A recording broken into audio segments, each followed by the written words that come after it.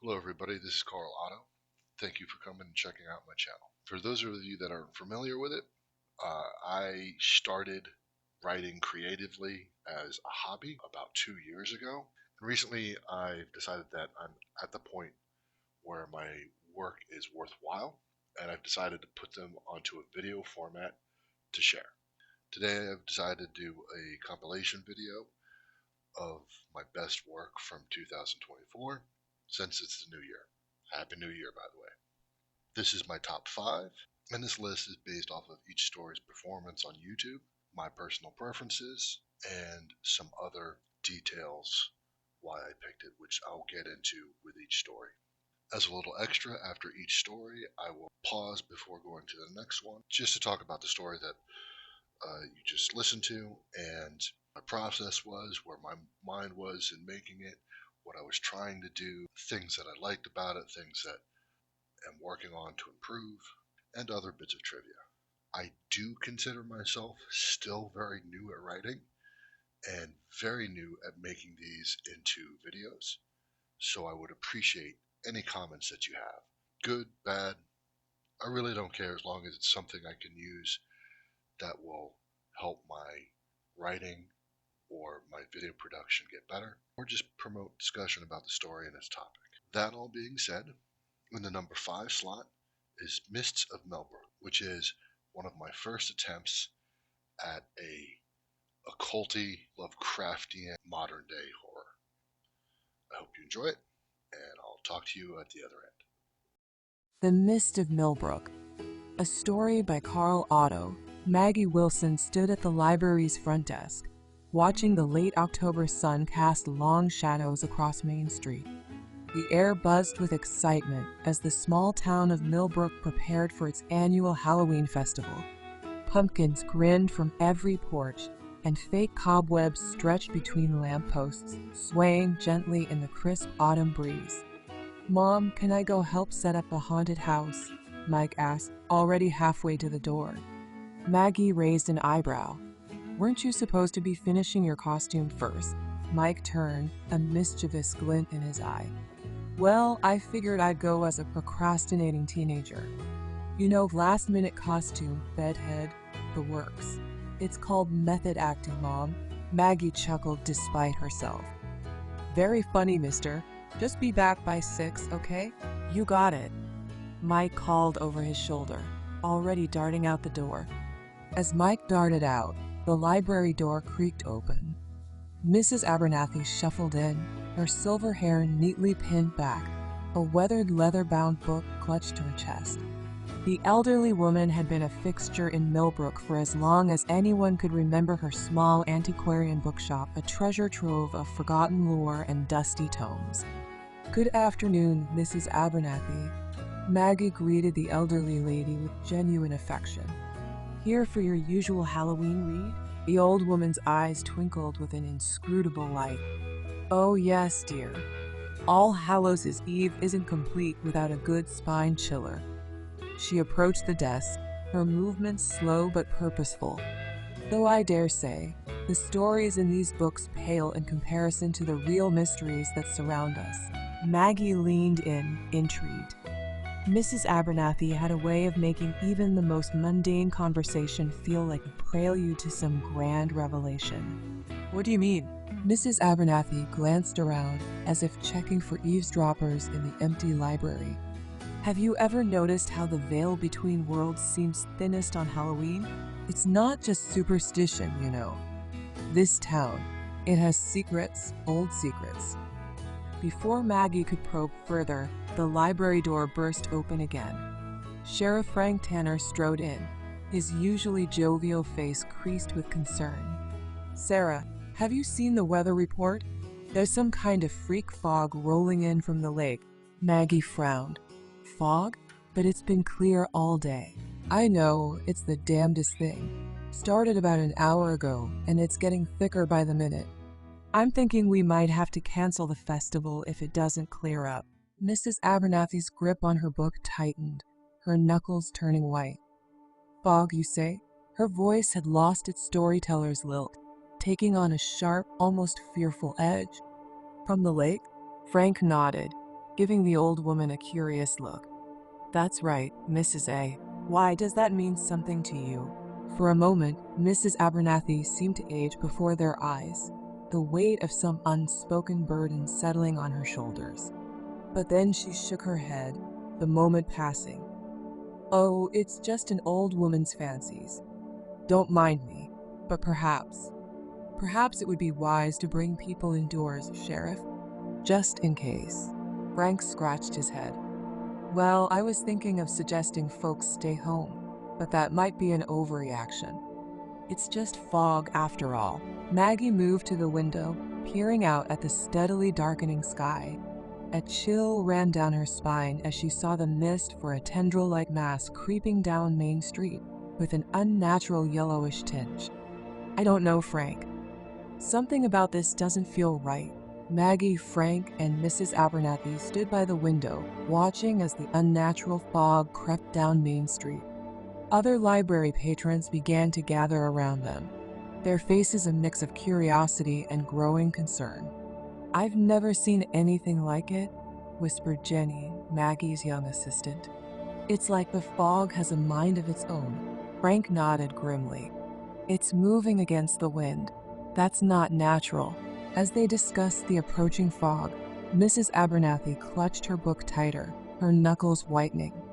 "History has a way of repeating itself," she murmured, more to herself than to Maggie. "And some wounds never truly heal." They watched as the mist engulfed cars and street lamps, muffling sounds and distorting familiar shapes. A dog barked in the distance, the sound oddly warped and fading quickly. "Look!" cried Mr. Thompson, pointing towards the town square. "What's happening to the statue?" The fog had reached the bronze statue of the town founder. As it swirled around the monument, the metal seemed to ripple and warp, the figure's features twisting into an agonized grimace before being swallowed completely by the mist. Mrs. Abernathy's hand tightened on her book. "It's starting," she murmured, her voice barely audible. Suddenly, the library door burst open. Two men stumbled in, supporting a third with a bloody, torn leg. "Something attacked us in the fog," one gasped. Frank helped lower the injured man onto a chair. "What happened?" "We were in the park when the fog rolled in," the second man explained, his eyes wide.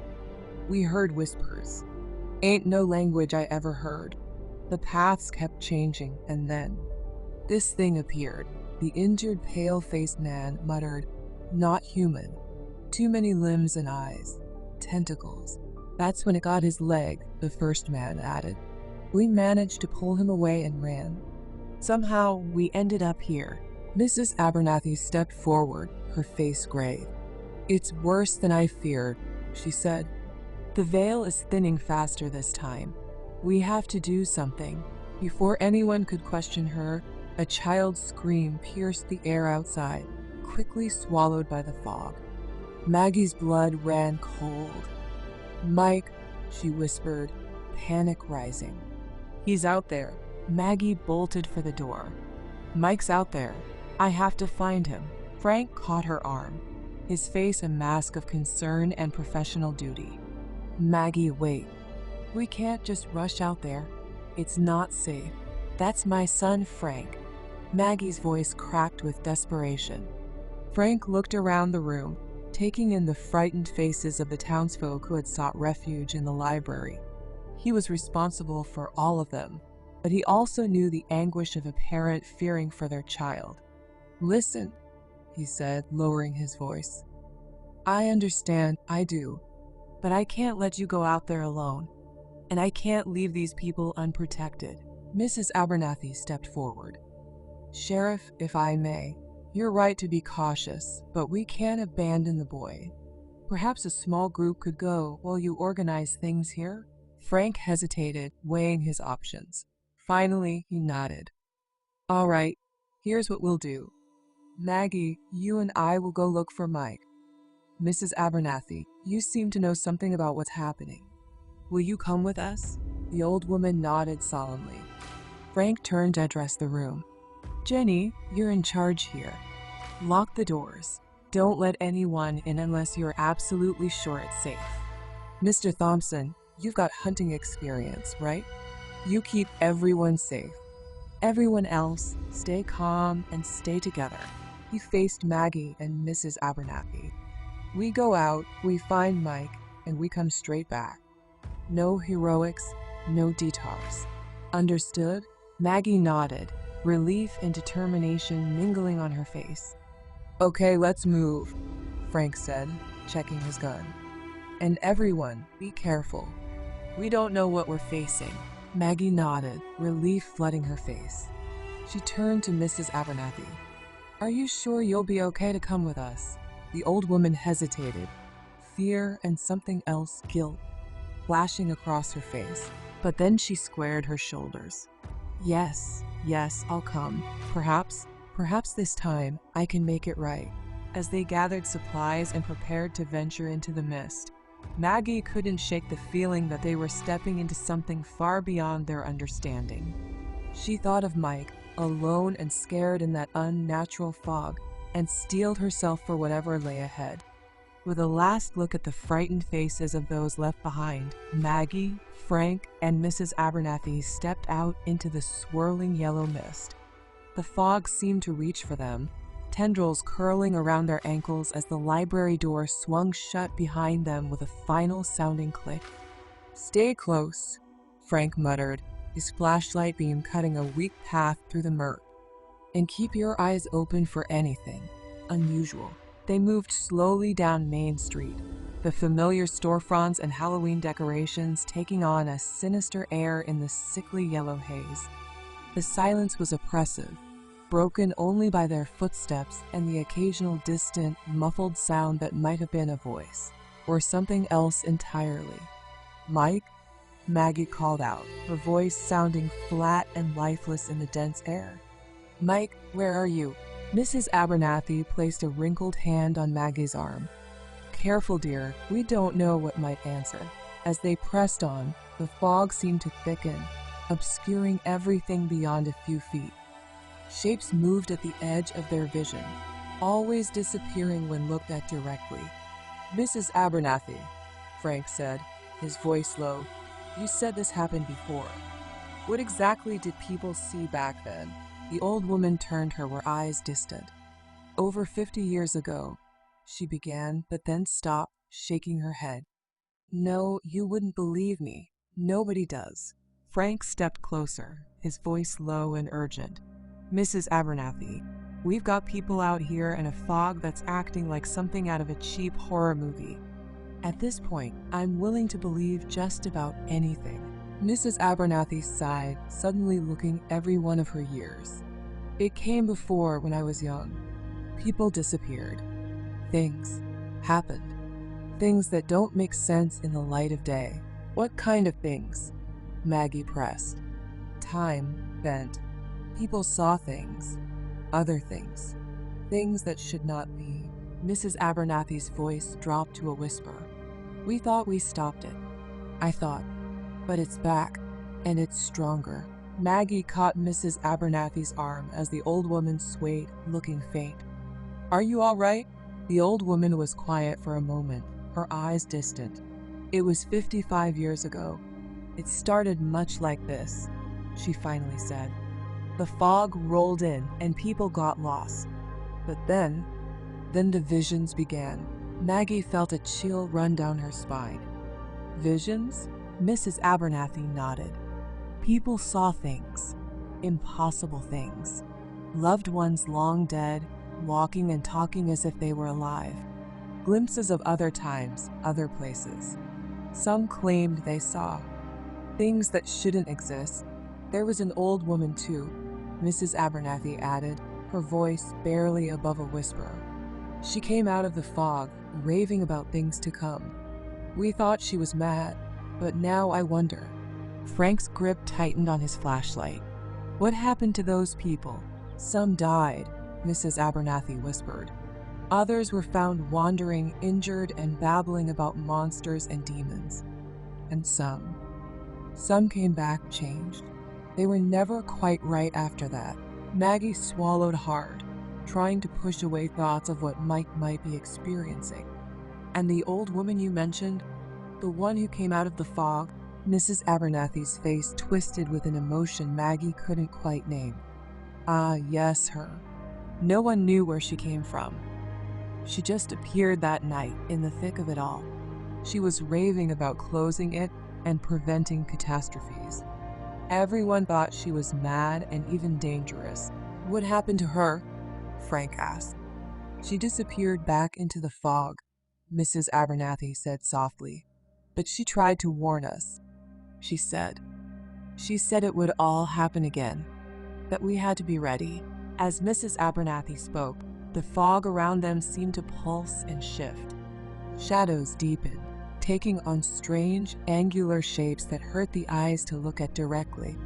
In the distance, something that might have been a scream echoed, cut off abruptly. Look, Maggie gasped, pointing. In the mist ahead, a figure was taking shape. It was hard to make out at first, but as it solidified, Maggie felt her heart stop. It was Mike, standing still and silent, his back to them. Mike, Maggie cried, starting forward, but Mrs. Abernathy's iron grip on her arm held her back. Wait, the old woman warned with her eyes wide with fear. That might not be your son. As if in response to her words, the figure of Mike slowly began to turn. And as it did, Maggie realized with growing horror that Mrs. Abernathy was right. Whatever this thing was, it wasn't her son. The face that turned towards them was Mike's, and yet not Mike's.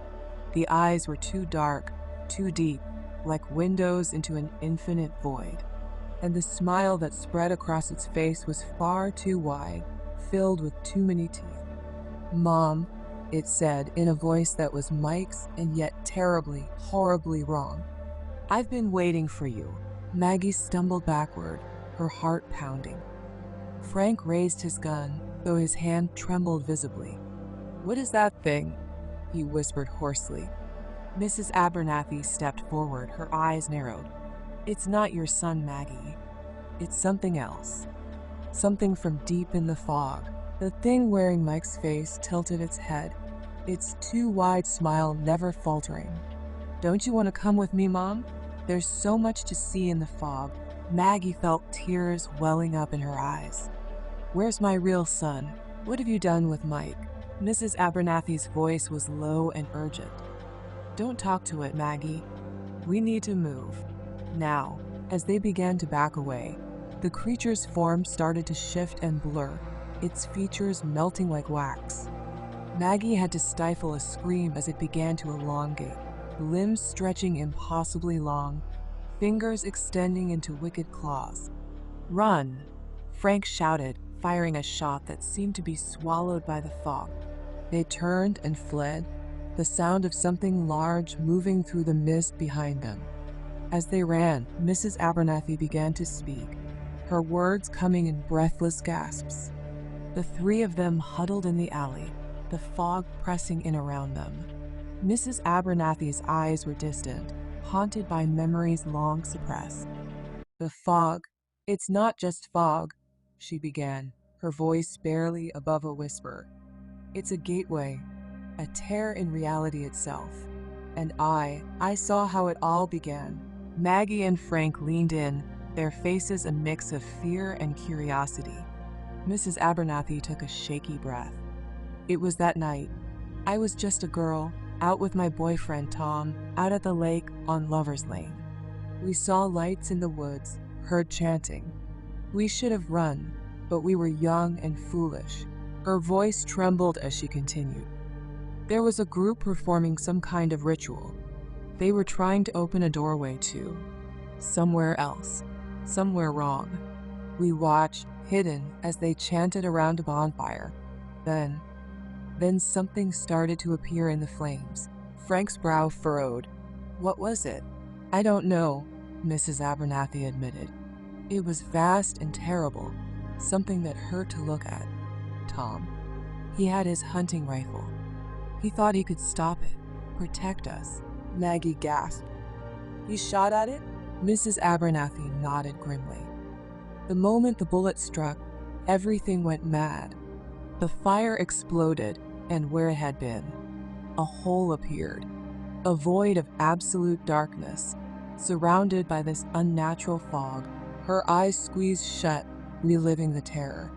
The fog started to grow, to spread, and as it did, the hole got bigger. It was hungry. It swallowed everything it touched. The cultists, they tried to run, but the fog caught them. I saw them disappear into that darkness, their screams cut off in an instant. And Tom? Maggie asked softly. A single tear rolled down Mrs. Abernathy's cheek. He pushed me, told me to run. The last I saw, he was being pulled into that void. I ran as fast as I could, the fog nipping at my heels. Somehow, I made it to the church.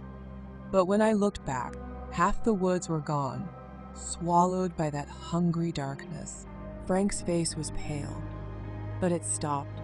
The fog, the hole, it receded eventually, Mrs. Abernathy said. But it never truly went away. And now it's growing again, stronger than before. Maggie's eyes widened with realization. And you think Mike might be in danger of being taken like Tom was? Mrs. Abernathy nodded solemnly. The fog is a gateway to everywhere and nowhere. Some things we see are echoes of different times, past, future, might have beens. But the things from deep in the fog, from that void, they're not meant for our world. They feed on fear and suffering, and they'll do anything to break through fully, like pretending to be Mike? Maggie asked as a chill ran down her spine. Exactly, Mrs. Abernathy confirmed. They'll use our deepest desires, our greatest fears against us. We can't trust anything we see or hear in this fog. A distant, discordant music began to filter through the mist, beautiful and terrible all at once. Frank peered around the corner, his hand tightening on his gun. So how do we stop it? Mrs. Abernathy shook her head. I've spent my whole life trying to figure that out. But first, we need to find Mike. We have to believe he's still out there, still himself. Maggie squared her shoulders, trying to push down her fear. Thank you. I'm not leaving without him. The trio pressed on through the thickening fog, each step more treacherous than the last. Reality seemed to warp around them, buildings stretched and twisted, streets looped back on themselves impossibly. The air was filled with whispers and half-heard melodies that set their teeth on edge. Suddenly, Maggie froze. Did you hear that? A faint, familiar voice called out through the mist. Mom, where are you? Mike. Maggie cried, her heart leaping. She started forward, but Mrs. Abernathy grabbed her arm. Wait, the old woman cautioned. Remember what we saw before. It could be another trick. Frank nodded grimly. We approached together slowly, eyes open for anything unusual. They moved cautiously toward the source of the voice. As they drew closer, they saw a huddled figure in the fog. It was Mike, curled up against the base of a lamppost, his eyes wide with fear. Maggie's breath caught in her throat. Mike? Honey, is that really you? The boy looked up, tears streaking his face. Mom? Oh God, Mom, I was so scared. Before Maggie could rush to him, Mrs. Abernathy stepped forward. She studied Mike intently, her eyes narrowed. After a moment, she nodded. It's him. This is the real Mike. Maggie didn't need to hear more. She ran to her son, enveloping him in a fierce hug. Oh, Mike, thank God you're safe. Mike clung to Maggie, trembling. Mom, the fog, it whispers. It tells you things, shows you things. She held Mike close, relief washing over her. Mike, honey, what happened? What did you see out there? Mike's eyes were wide, his voice barely above a whisper. Mom, it was like the whole world went wrong. And then I saw Dad. Maggie's breath caught in her throat. Mike's father had died years ago, but it wasn't really him, Mike continued, his voice shaking. His eyes were all wrong, and when he smiled, Mom, there were too many teeth. I ran, but the streets kept changing. It was like the town was alive, trying to trap me. As Maggie comforted Mike, a low, ominous rumble filled the air. The fog around them began to churn and darken, taking on shapes that hurt the eyes to look at directly. Mrs. Abernathy's face paled. They're coming. The things from the void. They know we found him. Frank raised his gun, though he knew it would be useless against whatever was approaching. What do we do? The old woman's eyes hardened with resolve. You need to get Mike out of here. Take him back to the library. It's safer there. What about you? Maggie asked, clutching Mike to her side. Mrs. Abernathy smiled sadly. Just go, dear. No, Maggie protested. We can't leave you here. What do you think I do in my bookstore every day, dear? I've been getting ready for this night, Mrs. Abernathy insisted. I'll be okay. I learned a few tricks preparing for it, if it ever returned. Before anyone could argue further, the darkness in the fog coalesced into writhing, tentacle-like shapes. Faces formed in the mist, twisted, agonized visages that seemed to flicker between human and something decidedly not.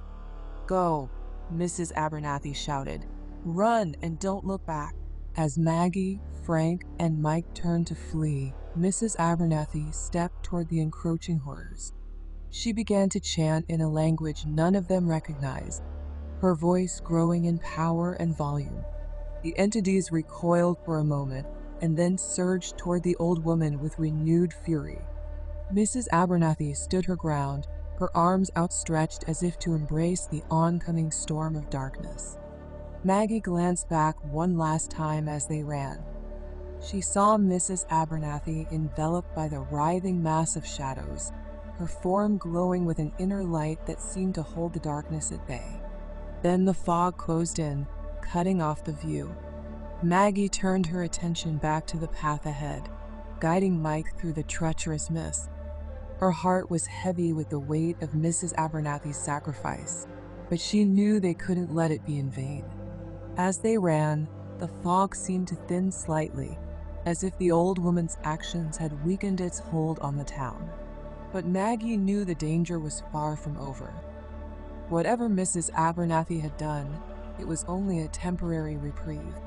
The library loomed ahead, a beacon of safety in the swirling mist. As they approached, Maggie couldn't shake the feeling that this was only the beginning. Mrs. Abernathy was gone, but the mysteries she had hinted at remained. With determination to get them all to safety, Frank ushered Maggie and Mike into the library. As the door closed behind them, Maggie cast one last look at the fog-shrouded street. Somewhere out there was Mrs. Abernathy. Was she going to make it? Miles away, yet somehow right beside them, Mrs. Abernathy faced the encroaching horrors. The fog around her pulsed with malevolent energy, but she stood her ground. She thought of Maggie and Mike, of all the people in the town. She stood alone, surrounded by writhing shadows and impossible geometries. The entities from the void pressed in, their hunger palpable. But she was not defenseless. Drawing upon knowledge gathered over decades, she began to weave a spell of protection and banishment. Ancient words tumbled from her lips, each syllable burning with power. The air crackled with eldritch energy as she fought back against the encroaching darkness. Memories flashed through her mind, years of research, forbidden tomes, and the weight of terrible secrets. The entities recoiled, shrieking in voices that existed beyond human hearing. Mrs. Abernathy pressed her advantage, her voice rising to a fevered pitch. The fog around her began to spin, forming a vortex that tore at the fabric of reality itself. With a sound like space tearing, a rift opened in the air before her. Mrs. Abernathy didn't hesitate. She plunged through, leaving the howling void creatures behind. She tumbled through a maelstrom of time and space, catching glimpses of other worlds, other possibilities. Her mind reeled, teetering on the brink of madness. When she finally emerged, she found herself on a familiar street, but something was off. The fog was there, but thinner, newer. The buildings looked different, older, yet somehow less weathered. With a startle, Mrs. Abernathy realized where she was. Her legs moved of their own accord, carrying her through streets she knew by heart. The town was eerily quiet, save for the distant sound of voices. She followed the noise, her heart pounding with a terrible suspicion. The church loomed before her, its windows glowing with warm light. Inside, she could hear the murmur of frightened townsfolk. Mrs. Abernathy pushed open the heavy wooden doors, and a hush fell over the crowd. Dozens of faces turned to stare at her, faces she recognized, but younger. So much younger. And there, in the front pew, sat a young woman with wide, frightened eyes. Mrs. Abernathy felt her breath catch in her throat as she recognized her younger self. The girl couldn't have been more than 20, her chestnut hair neatly pinned back, her hands clutching a worn prayer book. It was like looking into a mirror of the past, seeing the person she once was before the weight of knowledge and years had bent her shoulders and lined her face. The shock was too much for her already fragile psyche. Mrs. Abernathy felt something snap inside her mind, like a rubber band stretched beyond its limit. She began to laugh, a high, wailing sound that held no mirth, only the broken edges of a shattered reality. "Listen to me," she cried, her voice cracking with hysteria. "You must stop it. Close the loop, or it will all happen again." The townsfolk recoiled, murmuring in fear and confusion. The young woman stood, her face a mask of horror and fascination. "Who are you?" the young woman asked, her voice trembling. "What are you talking about?" Mrs. Abernathy lurched forward, grabbing her younger self by the shoulders. It's you. Don't you see? We did this. We will do this. We have to close it. You have to go back further. Now it will never close." The world seemed to spin around her. Mrs. Abernathy's words devolved into incoherent babbling, a stream of warnings and prophecies that made no sense to anyone but her. She saw flashes of the future, Sarah, Mike, the library full of frightened people. She saw the entities from the void, waiting in the spaces between. And through it all, she saw herself trapped in an endless loop of discovery, terror, and madness. As the last vestiges of her sanity slipped away, Mrs. Abernathy felt hands grabbing her, pulling her away from her younger self. She didn't resist. She knew what came next. They would throw her out into the fog, where she would vanish. The cycle would continue. It had always continued. As the church doors closed behind her, Mrs. Abernathy stumbled into the mist. Her laughter echoed through the empty streets, a sound of pure, broken despair. The fog swirled around her, welcoming her back into its embrace. And somewhere in the depths of time and space, the entities of the void waited patiently. They had all the time in the world. After all, the loop would always bring her back to them. The fog thickened, obscuring Mrs. Abernathy from view. Her laughter faded, replaced by the soft, insidious whisper of the mist. Time turned once more, ready to begin the cycle anew. In the church, the young woman stared at the closed doors, a chill running down her spine. She couldn't shake the feeling that something fundamental had changed, that she had just witnessed the beginning of a nightmare that would haunt her for the rest of her life. Little did she know, the nightmare had already been haunting her for longer than she could imagine. Well, that was Myths of Mellbrooke. Like I said earlier, it was an attempt for me to do something that was occulty and Lovecraftian. It is a little derivative, I admit that, but I am still new at this. It is connected to my overall cosmic horror world that I'm building at, and you'll see more of that later on in this top 5 ranking. I am looking to make all my Lovecraftian horror all connected, not in the Lovecraft universe, but something very much inspired by that. And this was my second entry into that. And like I said, you'll see others further down the road. One of the things I did want to do is the part of Miss Abernathy is stereotypically an older gentleman that owns the rare bookstore that knows all the secrets and is able to fight back the evil.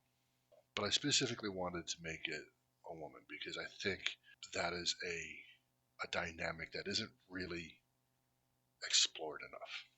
That being said, after I finished writing this and some of the comments that I've gotten about this story, I am thinking about turning specifically Miss Abernathy into a series, going through her entire life, ending again in this first story that I wrote about her. I'd love to know your thoughts on that. Would you be interested in seeing a series of short stories chronicling the life of Abernathy from when she was a young woman to her disappearance in Mists of Mellbrooke? Let me know. Now, the next story is actually in the same cosmic horror universe as Mists of Mellbrooke, but it does take place quite a bit of time in the future, as you will find out right now with the Helios Anomaly. The Helios Anomaly, Part 1 of 3. A story by Carl Otto. The RSS Redemption drifted silently through the void, its systems humming at minimal capacity. Inside, Terra's processors initiated the reactivation sequence. Commencing pre-arrival protocols, Terra's voice echoed through the empty corridors, devoid of emotion, bringing primary systems online. One by one, the ship's vital functions surged back to full power. Life support systems engaged, filling the air with a soft hiss. Navigation controls blinked to life, confirming their position in the star system. All systems operational, initiating crew revival sequence. In the cryo chamber, 4 stasis pods began their wake-up cycle. Frost melted away from the transparent covers, revealing the still forms within. Vital signs monitors beeped steadily as the crew members slowly regained consciousness. Captain Tom Reeves was the first to open his eyes, immediately alert despite the lingering effects of cryo-sleep. His weathered face, etched with lines of experience and worry, tightened as he took in his surroundings. As he sat up, he saw Terra's humanoid form standing by the pods. Her metallic body, designed for functionality rather than aesthetics, gleamed under the chamber's lights. Standing at 6 feet tall, Terra's frame was sturdy and utilitarian, with visible joints and panels housing various tools and interfaces. Her face was a simplified approximation of human features, with optical sensors for eyes and a speaker grill for a mouth. "Status report, Terra," Reeves demanded, his voice still rough from disuse. He winced slightly, his hand unconsciously moving to his left shoulder, an old injury that always seemed to act up after cryo-sleep. Terra turned to face him, her expression shifting to a more approachable demeanor. "Welcome back, Captain," she replied, a hint of warmth in her voice. "All systems are functioning at optimal levels. We've arrived at our destination without incident. How are you feeling? Any discomfort I should report to Dr. Foster?" "I'm fine," Reeves grunted, moving to check on his crew. The captain's eyes, sharp despite the fatigue, scanned each pod with a mix of concern and determination. "See to the crew." Dr. Valentina Val Ortiz, the ship's science officer, stirred next. Her dark eyes fluttered open, quickly focusing on the data scrolling across her pod's internal display. "Terra," she called out, her voice hoarse but eager. "Any updates on Helios 7? Terra's expression softened slightly as she addressed the young physicist. "We have new information, Dr. Ortiz. I'll brief everyone once the crew is fully awake." The AI's voice carried a note of affection. She appreciated the scientist's insatiable curiosity. Dr. Aidan Foster, the medical officer, was already examining his crewmate's vital signs at the medical monitor. His gentle features creased with concentration as he analyzed the data.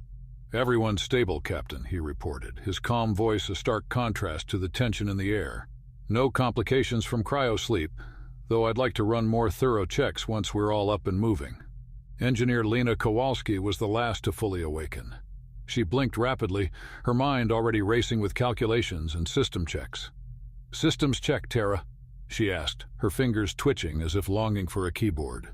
Tara's face returned to a neutral expression as she rattled off data. "All ship systems are operating within normal parameters. Power output at 98.7%. Life support systems functioning at 100% efficiency." The AI paused, then added with a hint of humor, "Not that any of that matters. You're still going to double-check my work like always, aren't you?" Kowalski chuckled, the sound breaking some of the tension in the room. "No offense, but yeah, old habits die hard, you know." She stretched, wincing as her joints popped. "Besides, keeps me sharp." As the crew began to fully rouse themselves, Captain Reeves stood, his movements deliberate and controlled. "All right, people," he said, his voice gaining strength. "I know we're all feeling the effects of cryo, but we need to get going. Tara, begin the post-sleep protocol. Everyone get their showers and get ready for a brief. Dr. Foster, I want everyone checked out thoroughly. Kowalski, run your systems check. Dr. Ortiz." He paused, noting the scientist's eager expression. "Try to contain your excitement until we're all up to speed. I'll see everyone at breakfast." The crew began to move about the chamber, each falling into their assigned tasks, with almost a bored repetition. This wasn't their first mission together, or even their 51st. Tara watched the crew, her processors analyzing their behavior and vital signs. Despite her artificial nature, she felt a sense of protectiveness towards these humans. Whatever challenges lay ahead on Helios 7, she was determined to see them through safely. As the crew prepared for the briefing that would set their mission in motion, Tara ran one final systems check, ready to face the unknown alongside her human counterparts. The ship's dining facility hummed with the quiet efficiency of Tara's drone as it prepared breakfast. The smell of coffee and synthetic eggs filled the air, a comforting familiarity after the sterile emptiness of cryosleep. Dr. Ortiz practically bounced into the room, her dark eyes wide with excitement despite the early hour. "I can't believe we're finally here," she said, accepting a steaming mug from the drone with a grateful nod. "My first mission, I'm so excited." Dr. Foster, already seated and scrolling through his medical data pad, barely glanced up. "It's a routine check-in, Ortiz. Try not to wet yourself." Ortiz's face fell slightly, but she quickly rallied. "But the artifact of unknown origin that the mining station found, don't you think it's exciting?" Foster sighed, finally looking up from his pad. "What's exciting is that everyone's baseline readings are normal post-cryo. Everything else is just details until proven otherwise." The drone placed a plate of eggs in front of Foster, who mumbled a distracted thanks before returning to his data. Lena Kowalski trudged in, dark circles under her eyes despite just getting out of cryo. "Tara," she called out to the drone, "please tell me you've got something stronger than coffee hiding in those compartments." "I'm afraid not, Engineer Kowalski," the drone replied in Tara's voice. "However, I can adjust the caffeine content of your beverage if you'd like." Kowalski grunted an affirmative, collapsing into a chair. "I swear, every time we come out of cryo, half the systems need recalibrating. It's like they can't function without me for 5 minutes." Ortiz leaned forward, intrigued. "Really? I thought Tara handled all that during our sleep cycle." "She does," Kowalski said, accepting her extra-strong coffee from the drone. "But there's always something. This time it's a fluctuation in the quantum stabilizers. Nothing major, but if we don't adjust it now, it'll compound over time." "Fascinating," Ortiz breathed. "Do you think—" "It's a routine adjustment," Foster cut in, not looking up from his datapad. "Like I said, details." Ortiz deflated slightly, but Kowalski shot her a sympathetic look. "Don't mind him, kid. Foster's bedside manner doesn't kick in until someone's actively dying." "I heard that," Foster grumbled. "You were meant to," Kowalski retorted. Ortiz looked between them, a small frown creasing her brow. "I know I'm new to the team, but isn't it important to pay attention to all the details? Even small anomalies could be significant, especially given the nature of our mission." Foster finally set down his datapad, fixing Ortiz with a level stare. "Listen, Ortiz, we've been on dozens of these missions. 9 times out of 10, it's nothing more exciting than a faulty transmitter or a colony of space mold in the ventilation system. It's best not to get your hopes up." "But what about the 10th time?" Ortiz pressed. A heavy silence fell over the table. Kowalski and Foster exchanged a look that spoke volumes. "The 10th time," Kowalski said slowly, "is why we follow protocols and don't get excited about unknown origins until we know exactly what we're dealing with." Ortiz opened her mouth to respond, but at that moment the dining facility door slid open. Captain Reeves entered, Tara's primary unit at his side. The atmosphere in the room immediately shifted, the crew straightening in their seats. "All right, people," Reeves said, his voice cutting through the tension. He lowered himself into a chair with a barely audible groan, his old injury clearly bothering him. "I hope you're all awake, because we've got a situation to discuss." The crew exchanged glances, sensing the gravity in their captain's tone. Reeves wrapped his hands around a steaming mug, the warmth seeming to ease some of the tension in his shoulders.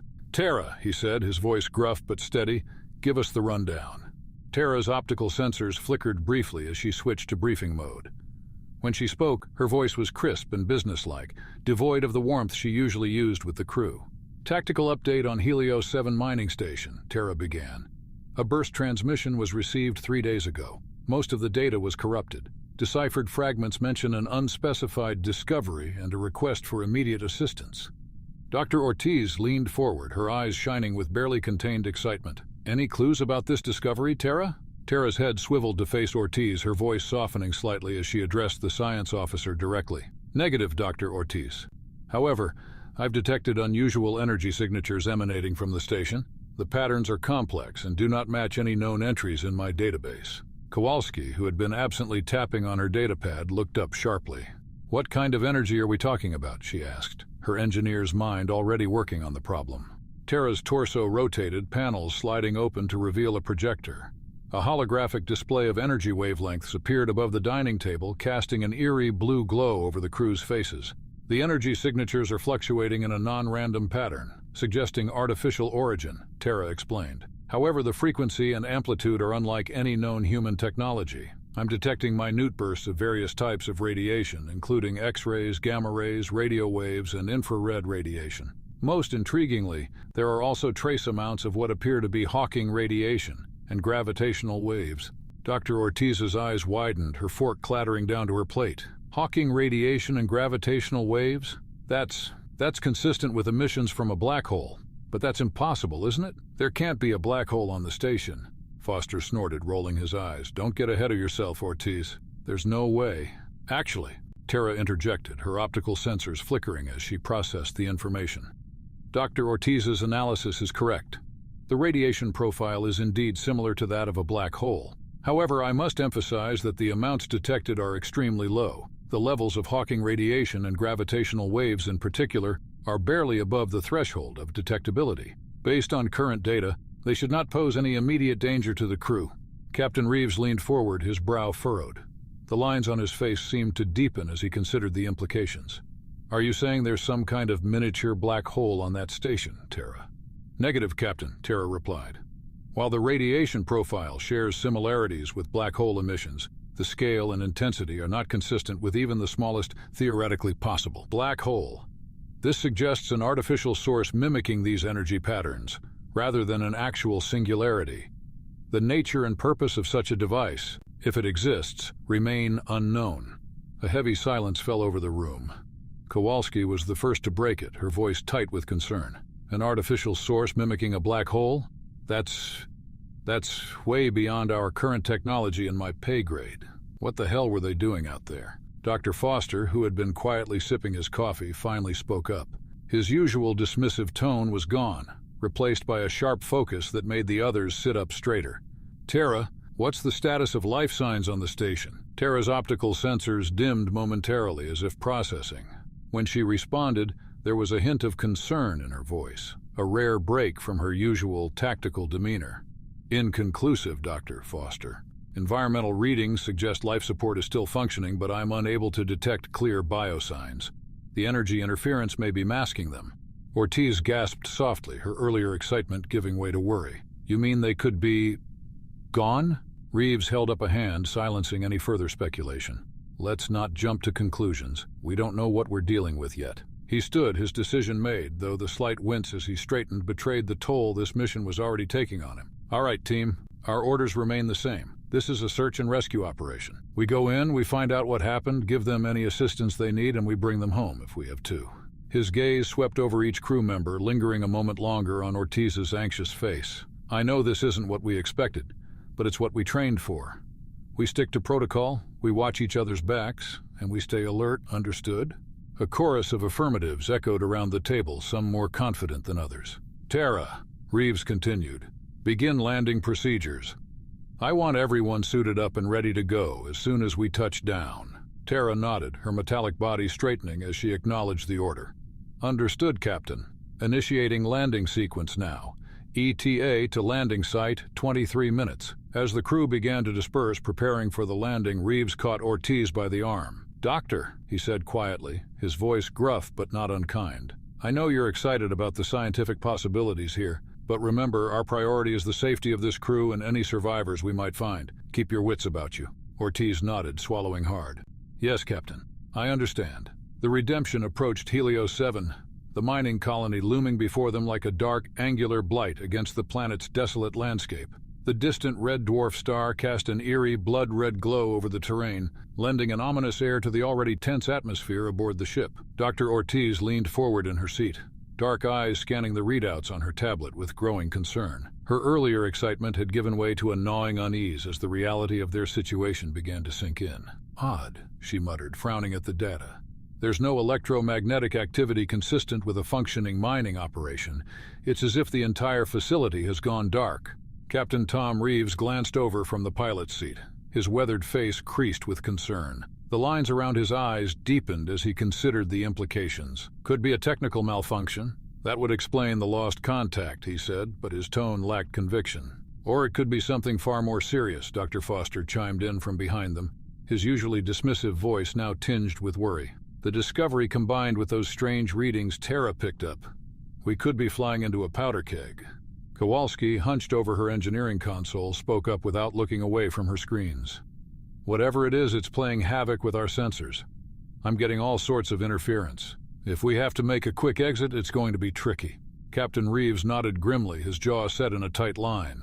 "Tara, can you establish contact with the Helios 7 AI? Maybe we can get some answers before we land." "Attempting to establish connection now, Captain," Tara responded, her calm voice a stark contrast to the tension in the cabin. After a moment of silence that seemed to stretch for an eternity, her voice returned, tinged with an unusual note of uncertainty. "I've made contact, but the AI appears to be malfunctioning. The data stream is heavily corrupted." "Can you make any sense of it?" Dr. Ortiz asked, leaning forward in anticipation, her scientific curiosity momentarily overriding her apprehension. Tara's optical sensors flickered rapidly, panels on her body shifting as she processed the incoming communication. "I'm receiving fragmented messages. Decoding now." Suddenly, a distorted voice filled the cabin, crackling with static and jumping erratically in pitch. "Dark that come, the void open, error, they're gone. All gone, error, discovery, beyond, error. Help us, it sees, error." The message cut off abruptly, leaving the crew in stunned silence. The oppressive quiet was broken only by the soft beeping of the ship's instruments and the crew's shallow breathing. "Tara, what the hell was that?" Lena asked, her face pale, fingers frozen over her keyboard. "I'm afraid I can't provide a definitive explanation," Tara replied, her voice modulated to convey concern. "The Helios 7 AI's responses are illogical and inconsistent with its programming parameters. Further attempts at communication risk corrupting my own data." Captain Reeves's expression hardened, years of experience kicking in as he made a swift decision. "All right, looks like we're going in blind. Tara, continue monitoring for any coherent transmissions, but don't connect without my authorization. Everyone else, gear up. We need to be prepared for anything." As the Redemption approached the landing pad near the station headquarters, Tara's calm voice filled the cabin once more. "Initiating landing sequence. Environmental scans show a hostile but temporarily survivable atmosphere. Caution, prolonged exposure without life support is limited to approximately 30 minutes. The ship touched down with a soft thud, the landing struts compensating for the uneven surface. Tara continued her report as the crew performed final equipment checks. "Landing successful. Preliminary scans show no immediate biological threats. However, I am detecting unusual energy signatures from the lower levels of the facility." "What kind of energy, Tara?" Lena asked, her mind already working on potential solutions to problems they hadn't even encountered yet. Tara's optical sensors flickered as she processed the data. "The energy signatures are complex and fluctuating in a non-random pattern. I'm detecting minute bursts of various types of radiation, including those mentioned earlier. The intensity seems to be increasing the closer we get to the facility's core. As the airlock hissed open, Captain Reeves led the way into Helios 7 station headquarters. The team moved in practiced formation. Reeves at point, Dr. Ortiz and Dr. Foster flanking him, with Engineer Kowalski bringing up the rear. Tara's primary unit moved alongside Reeves while her backup model and 2 lesser drones spread out in a protective perimeter. "Tara, status report," Reeves ordered, his voice tense as they entered the eerily quiet facility. Tara's primary unit responded promptly. "Environmental systems functioning at minimal capacity, Captain. Air quality poor but breathable. No immediate biological hazards detected. Energy signatures are stronger here." As they moved deeper into the facility, the sense of wrongness grew. Shadows seemed to move at the corners of their vision, and the air felt thick, almost oppressive. Dr. Ortiz's earlier excitement had been replaced by a growing sense of dread, while Dr. Foster's hand kept straying to his medical kit, as if anticipating the need for it at any moment. Lena brought up the rear, her eyes darting between her handheld scanner and the darkened corridors around them. "Captain," she said, her voice barely above a whisper, "these energy readings, they're like nothing I've ever seen. It's as if the laws of physics are breaking down the closer we get to the source." Dr. Ortiz moved forward, her handheld scanner whirring. The soft blue glow from the device illuminated her face, casting eerie shadows that accentuated her furrowed brow. "These readings are fascinating," she murmured, more to herself than the others. "The energy patterns are strange. It's as if they're shifting, adapting somehow." "Stay focused, Ortiz," Reeves warned, a hint of irritation in his voice. His eyes darted from shadow to shadow, years of experience telling him that something was very wrong here. "We're here to find the crew, not satisfy your scientific curiosity." Ortiz bristled at the comment, straightening her back. "With all due respect, Captain," she said, her voice tight, "understanding these energy patterns could be crucial to figuring out what happened here. If we ignore this data, we might be walking into something we can't handle." Dr. Foster intervened, his calm voice a counterpoint to the growing tension. He placed a hand on Ortiz's shoulder, a gesture both reassuring and restraining. "Sir, if I may, we need to balance our primary mission with gathering potentially vital information. Ortiz's insights could be the difference between success and, well, let's not think about the alternative." Reeves paused, considering. The weight of command seemed to press down on him, visible in the set of his shoulders. After a moment, he nodded. "Fine, but if it doesn't directly help us with our mission, it's not a priority. We can't afford to get distracted." They reached the main control room, a cavernous space filled with banks of computers and holographic displays. Most were dark or flickering erratically, casting eerie, shifting shadows across the room. As Kowalski made her way to the central console, her footsteps echoing in the unsettling quiet, Tara's optical sensors scanned the area. "Captain," Tara's voice was low, almost cautious. "I've detected a local AI drone in standby mode, requesting permission to attempt communication." Reeves nodded, his hand instinctively moving to his weapon. "Proceed, but be careful. No direct downloads." Tara approached the dormant drone, her own systems on high alert. As she initiated contact, the local drone's lights flickered to life, its sensors focusing on the team. A series of chirps and beeps filled the air as Tara and the drone communicated. The team watched, tension palpable, as the exchange continued. Suddenly, Tara turned to them, her voice carrying a note of confusion. "The drone has recognized us as not part of the original station crew, unaltered and not a threat," Tara reported. "However, when I requested clarification on altered or threat, it reverted to standby mode." Kowalski frowned, moving closer to examine the drone. "That's odd. Tara, can you tell if its core programming has been modified?" "Negative," Tara replied. "Its systems appear intact, but there are anomalies in its behavioral subroutines that I cannot explain." Reeves's brow furrowed. "Log it and move on. We need to focus on finding out what happened here." Kowalski nodded, returning to the central console. Her fingers flew over the keys, bypassing security protocols with practiced ease. After a few tense minutes, her voice broke the silence. "I'm in," she announced, a note of triumph in her voice quickly replaced by concern. "Captain, you're going to want to see this. The team gathered around the console as Kowalski brought up a series of log entries. The first one, dated about 3 weeks ago, caught everyone's attention. Day 1 of Anomaly study. We've discovered a small black orb in the lower mines, approximately the size of a bowling ball, but weighing an estimated 500 kilos. Perfectly round and made of an unknown, extremely dense material. Initial readings show energy signatures similar to theoretical models of micro-black holes. This could be the scientific breakthrough of the century. Ortiz's eyes widened, her earlier frustration forgotten in the face of this revelation. A micro-black hole? That's impossible, isn't it? Her voice was a mix of awe and disbelief. Kowalski responded in an irritated tone, her nerves clearly fraying. They said similar to, not that it was the same, or that it was one. Details, Ortiz, details. We can't jump to conclusions. Reeves frowned, the lines on his face deepening. Keep reading, Kowalski. What else did they find? The next few entries detailed the scientists' excitement in the initial studies of the orb, but as Kowalski scrolled through, the tone of the logs changed dramatically. Day 7. Some crew members are reporting strange experiences, hallucinations, time distortions. Medical Officer Smith is monitoring the situation, but we're all on edge. The orb seems to be pulsing, somehow. Day 12. We're having issues with the station AI. It's behaving erratically, giving contradictory information. Engineer Yuki is looking into it, but nothing seems to be wrong with its core programming. It's as if it's evolving somehow. Day 15, the orb, as it's doing something, the energy readings are off the charts. We need to contain it. But how do you contain something that might be bending the laws of physics? We need to... The log cut off abruptly, leaving an ominous silence in its wake. A heavy silence fell over the team.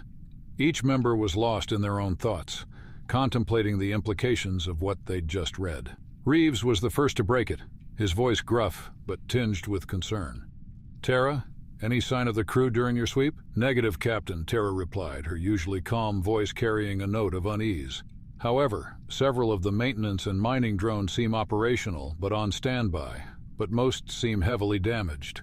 I am also detecting stronger energy signatures emanating from the lower levels, specifically from the main laboratory. The patterns are rhythmic, definitely artificial. Reeves took a deep breath, weighing his options. He looked at each member of his team. Ortiz, her eyes shining with a mix of scientific excitement and apprehension. Foster, outwardly calm, but with a tightness around his eyes that betrayed his concern. Kowalski, her fingers hovering over the keyboard, ready for her next task. All right, Reeves decided, his voice carrying the weight of command. Kowalski, stay here and see what else you can find out. Try to figure out what happened to the AI. If it's compromised, we need to know.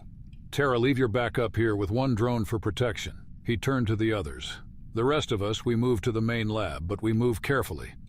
Tara, keep your drones on high alert. Ortiz, I want you monitoring those energy levels constantly. If anything spikes or changes, I need to know immediately. Foster, be ready for anything. We don't know what state we'll find the crew in. Stay sharp, everyone, Reeves said as they moved out, his voice low and intense. Whatever we find down there, we face it together. And remember, if things go south, our priority is getting out alive. No heroics, no unnecessary risks, understood? A chorus of affirmatives answered him, each voice carrying its own mix of determination and apprehension. As they left the relative safety of the control room, stepping into the shadowy corridor that would lead them to the main lab, the air seemed to thicken around them. The distant hum of machinery took on an almost organic quality, as if the very station was breathing. The tension was palpable as the team made their way through the dimly lit corridors towards the main laboratory. Dr. Ortiz kept her eyes glued to her handheld scanner, monitoring the energy levels closely. Captain Reeves led the way, with Tara's primary unit just behind him, its sensors constantly sweeping their surroundings. Energy levels are increasing slightly as we get closer to the lab, Ortiz reported, her voice barely above a whisper. Foster nodded grimly. I'm picking up trace amounts of organic matter in the air. Could be blood. As they rounded a corner, they came across their first clear sign of violence. A maintenance drone lay crumpled against the wall, its chassis dented and sparking. Dark stains marred the floor and walls around it. Any thoughts on what happened here? Reeves muttered, kneeling to examine the drone. Tara's voice cut through the tense silence. Captain, I'm detecting residual energy signatures consistent with the station's security systems. It appears this drone was disabled by a high-powered electromagnetic pulse. Reeves frowned. Why would they need to disable their own drones? Before anyone could respond, Kowalski's voice crackled over their comms. "Captain, I've found something. You need to see this." Back in the control room, Kowalski had managed to access the station's security feeds. The footage she'd uncovered was disturbing, to say the least. "I'm sending it to your tablets now," she said, her voice tight with tension. The team huddled around Reeves's tablet, watching as the grainy footage played out. It showed members of the original crew fighting against their own maintenance and mining drones. The machines moved with an unnatural, almost predatory grace, their once helpful appendages now weapons. "My God," Foster breathed. "They're not just malfunctioning, they're actively hunting the crew." The footage then cut to a different camera. A lone crew member, his movements jerky and unnatural, was dragging limp bodies towards the main lab. As he turned to face the camera, they could see his eyes, solid black, devoid of any humanity. "Captain," Kowalski's voice was barely steady. "That crew member, his vitals are all wrong. It's like he's not even human anymore." Reeves's jaw clenched. "Kowalski, keep digging. We need to know what we're walking into." As they continued towards the lab, the signs of battle became more pronounced. Scorch marks from energy weapons scarred the walls, and more disabled drones littered the corridor. The metallic scent of blood hung heavy in the air. Ortiz stumbled, her face pale. "Captain, the energy readings, they're increasing. Whatever's in that lab, it's unlike anything I've ever even heard about." Foster steadied her, his usual gruffness softened by concern. "Easy, Ortiz. Deep breaths." They reached the entrance to the main lab, and Reeves held up a hand, signaling them to stop. The door was dented and scratched, as if something had tried to claw its way in, or out. Dark, viscous fluid pooled at the base of the door. The Helios Anomaly, Part 2 of 3, a story by Carl Otto. Reeves turned to face his team, his expression grave. "Listen up. We don't know what's on the other side of that door, but we have to be prepared for anything. Foster, be ready with that med kit. Ortiz, keep monitoring those energy levels. Tara, I want constant scans for any biological or technological threats." Reeves nodded at his team, trying to convey boldness. "All right then. Tara, you and your drone take the lead and open the door. Let's see what the hell is going on in there." As the door slid open with a hiss, the team was immediately assaulted by a wave of putrid air. The stench of decay and something alien, something wrong, hit them like a physical force. "Dear God," Reeves muttered, his face pale in the dim light of the lab. The scene before them was a nightmare made real. Bodies, or what remained of them, littered the floor. Dismembered limbs, eviscerated torsos, and crushed skulls formed a grotesque carpet of human remains. Blood and viscera were smeared across the walls and floor in intricate alien patterns. The sight seared into everyone's memory.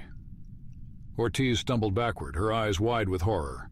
She barely made it 2 steps before doubling over, violently ill. Foster moved to her side, his medical training and experience kicking in despite his own shock. Reeves, his jaw clenched tight, turned to Tara. "Record everything," he ordered, his voice hoarse. "Every detail, every pattern. We need to document this." Tara's optical sensors whirred as she began scanning the room. "Affirmative, Captain. Initiating comprehensive scan and recording." Foster, having ensured Ortiz wasn't in immediate danger, pulled on a pair of sterile gloves. His face was a mask of professional detachment as he began examining the nearest set of remains. These bodies. The injuries are inconsistent with any standard weapon or tool. It's as if they were torn apart by something with immense strength. As Foster moved through the carnage, his eyes were drawn to a figure hunched over a central table. Unlike the other bodies, this one appeared mostly intact. "Captain," he called, his voice tight with tension. "I think I've found something." Reeves made his way over, carefully stepping around the gruesome debris. "What is it, Foster?" Foster approached the body cautiously. "It's different. Intact. Almost as if..." His words trailed off as he gently moved the body. There, clutched in the figure's arms as if in a macabre embrace, was a small black orb. Its surface was perfectly smooth, seeming to absorb the light around it. "The orb," Reeves breathed, his hand instinctively moving towards his weapon. Foster's eyes moved to the figure's neck, where a deep, ragged gash was visible.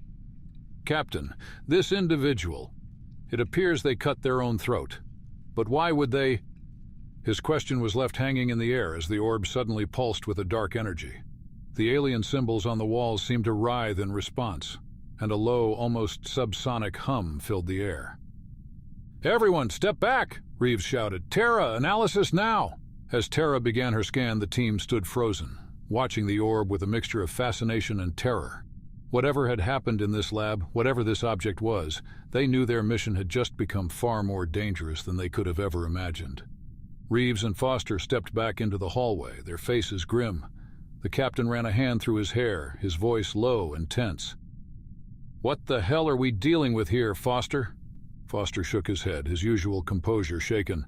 "I've never seen anything like this, Captain. The level of violence, the patterns. I've never seen anything like this.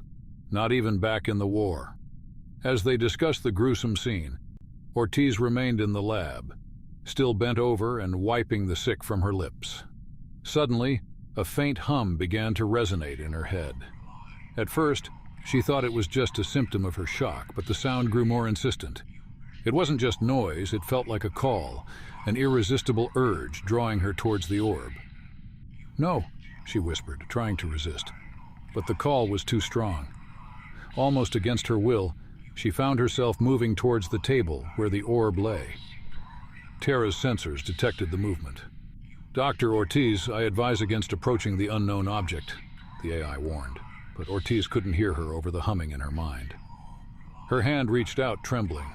The moment her fingers made contact with the orb's smooth, dark surface, a surge of energy exploded outward.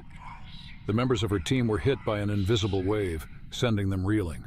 Terra and her drones remained unaffected, watching as the humans stumbled and gasped. For a few seconds, everything was chaos. Reeves and Foster rushed back into the lab, disoriented and confused. Kowalski's voice came over the comms, panicked and unclear. But for Ortiz, those seconds stretched into an eternity. Her mind was assaulted by a barrage of visions, each more terrifying and incomprehensible than the last. She saw the original crew discovering the orb, their excitement turning to horror as it began to affect them.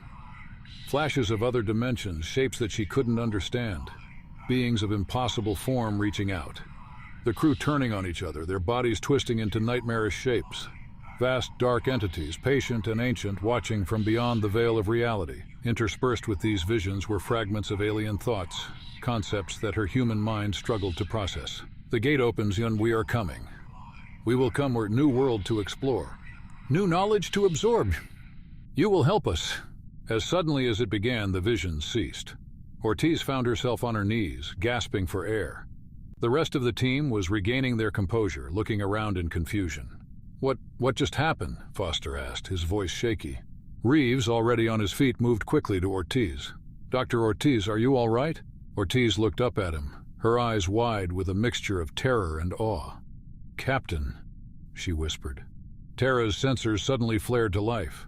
Her optical sensors flickered rapidly, processing a flood of new data. "Captain," Terra's voice cut through the chaos, an urgent edge to her usually calm tone. "The station's AI has reactivated. It's scanning us." Reeves spun to face her, his expression tightening. "What? Why now?" Before Terra could respond, a cacophony of mechanical whirs and clanks erupted from all around them. The previously dormant station drones were coming to life, their movements jerky and unnatural. "They're heading for the Redemption!" Kowalski's panicked voice crackled over the comms. "I think they're trying to disable it." "Everyone move!" Reeves barked, his military training kicking in. "We need to stop those drones. Terra, coordinate your units. Ortiz, stay close to Foster. Move." The team rushed out to the landing pad only to be met by a wave of advancing drones. Terra's units formed a protective perimeter, their weapon systems engaging the hostile machines. The corridor erupted into chaos. Energy blasts from the drones scorched the walls, while Terra's units returned fire with precision. Reeves took point, his weapon dropping drone after drone, but they kept coming. "There's too many," Foster shouted, trying to keep Ortiz behind him as he fired at the encroaching machines. One of Terra's drones fell, its circuits overloaded by a direct hit. Another followed soon after, leaving gaps in their defense. Suddenly a drone broke through, its manipulator arm swinging wildly. Foster pushed Ortiz out of the way but couldn't dodge in time. The arm caught him in the chest, sending him flying into the wall with a sickening crunch. "Foster!" Ortiz screamed, scrambling to his side. Blood was already seeping through his suit where the impact had broken ribs and punctured a lung. Tara's primary unit moved to cover them, her weapon systems working overtime to keep the drones at bay.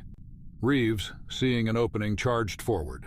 With a series of well-placed shots, he disabled the drone's central processor, causing a chain reaction that shut down several others.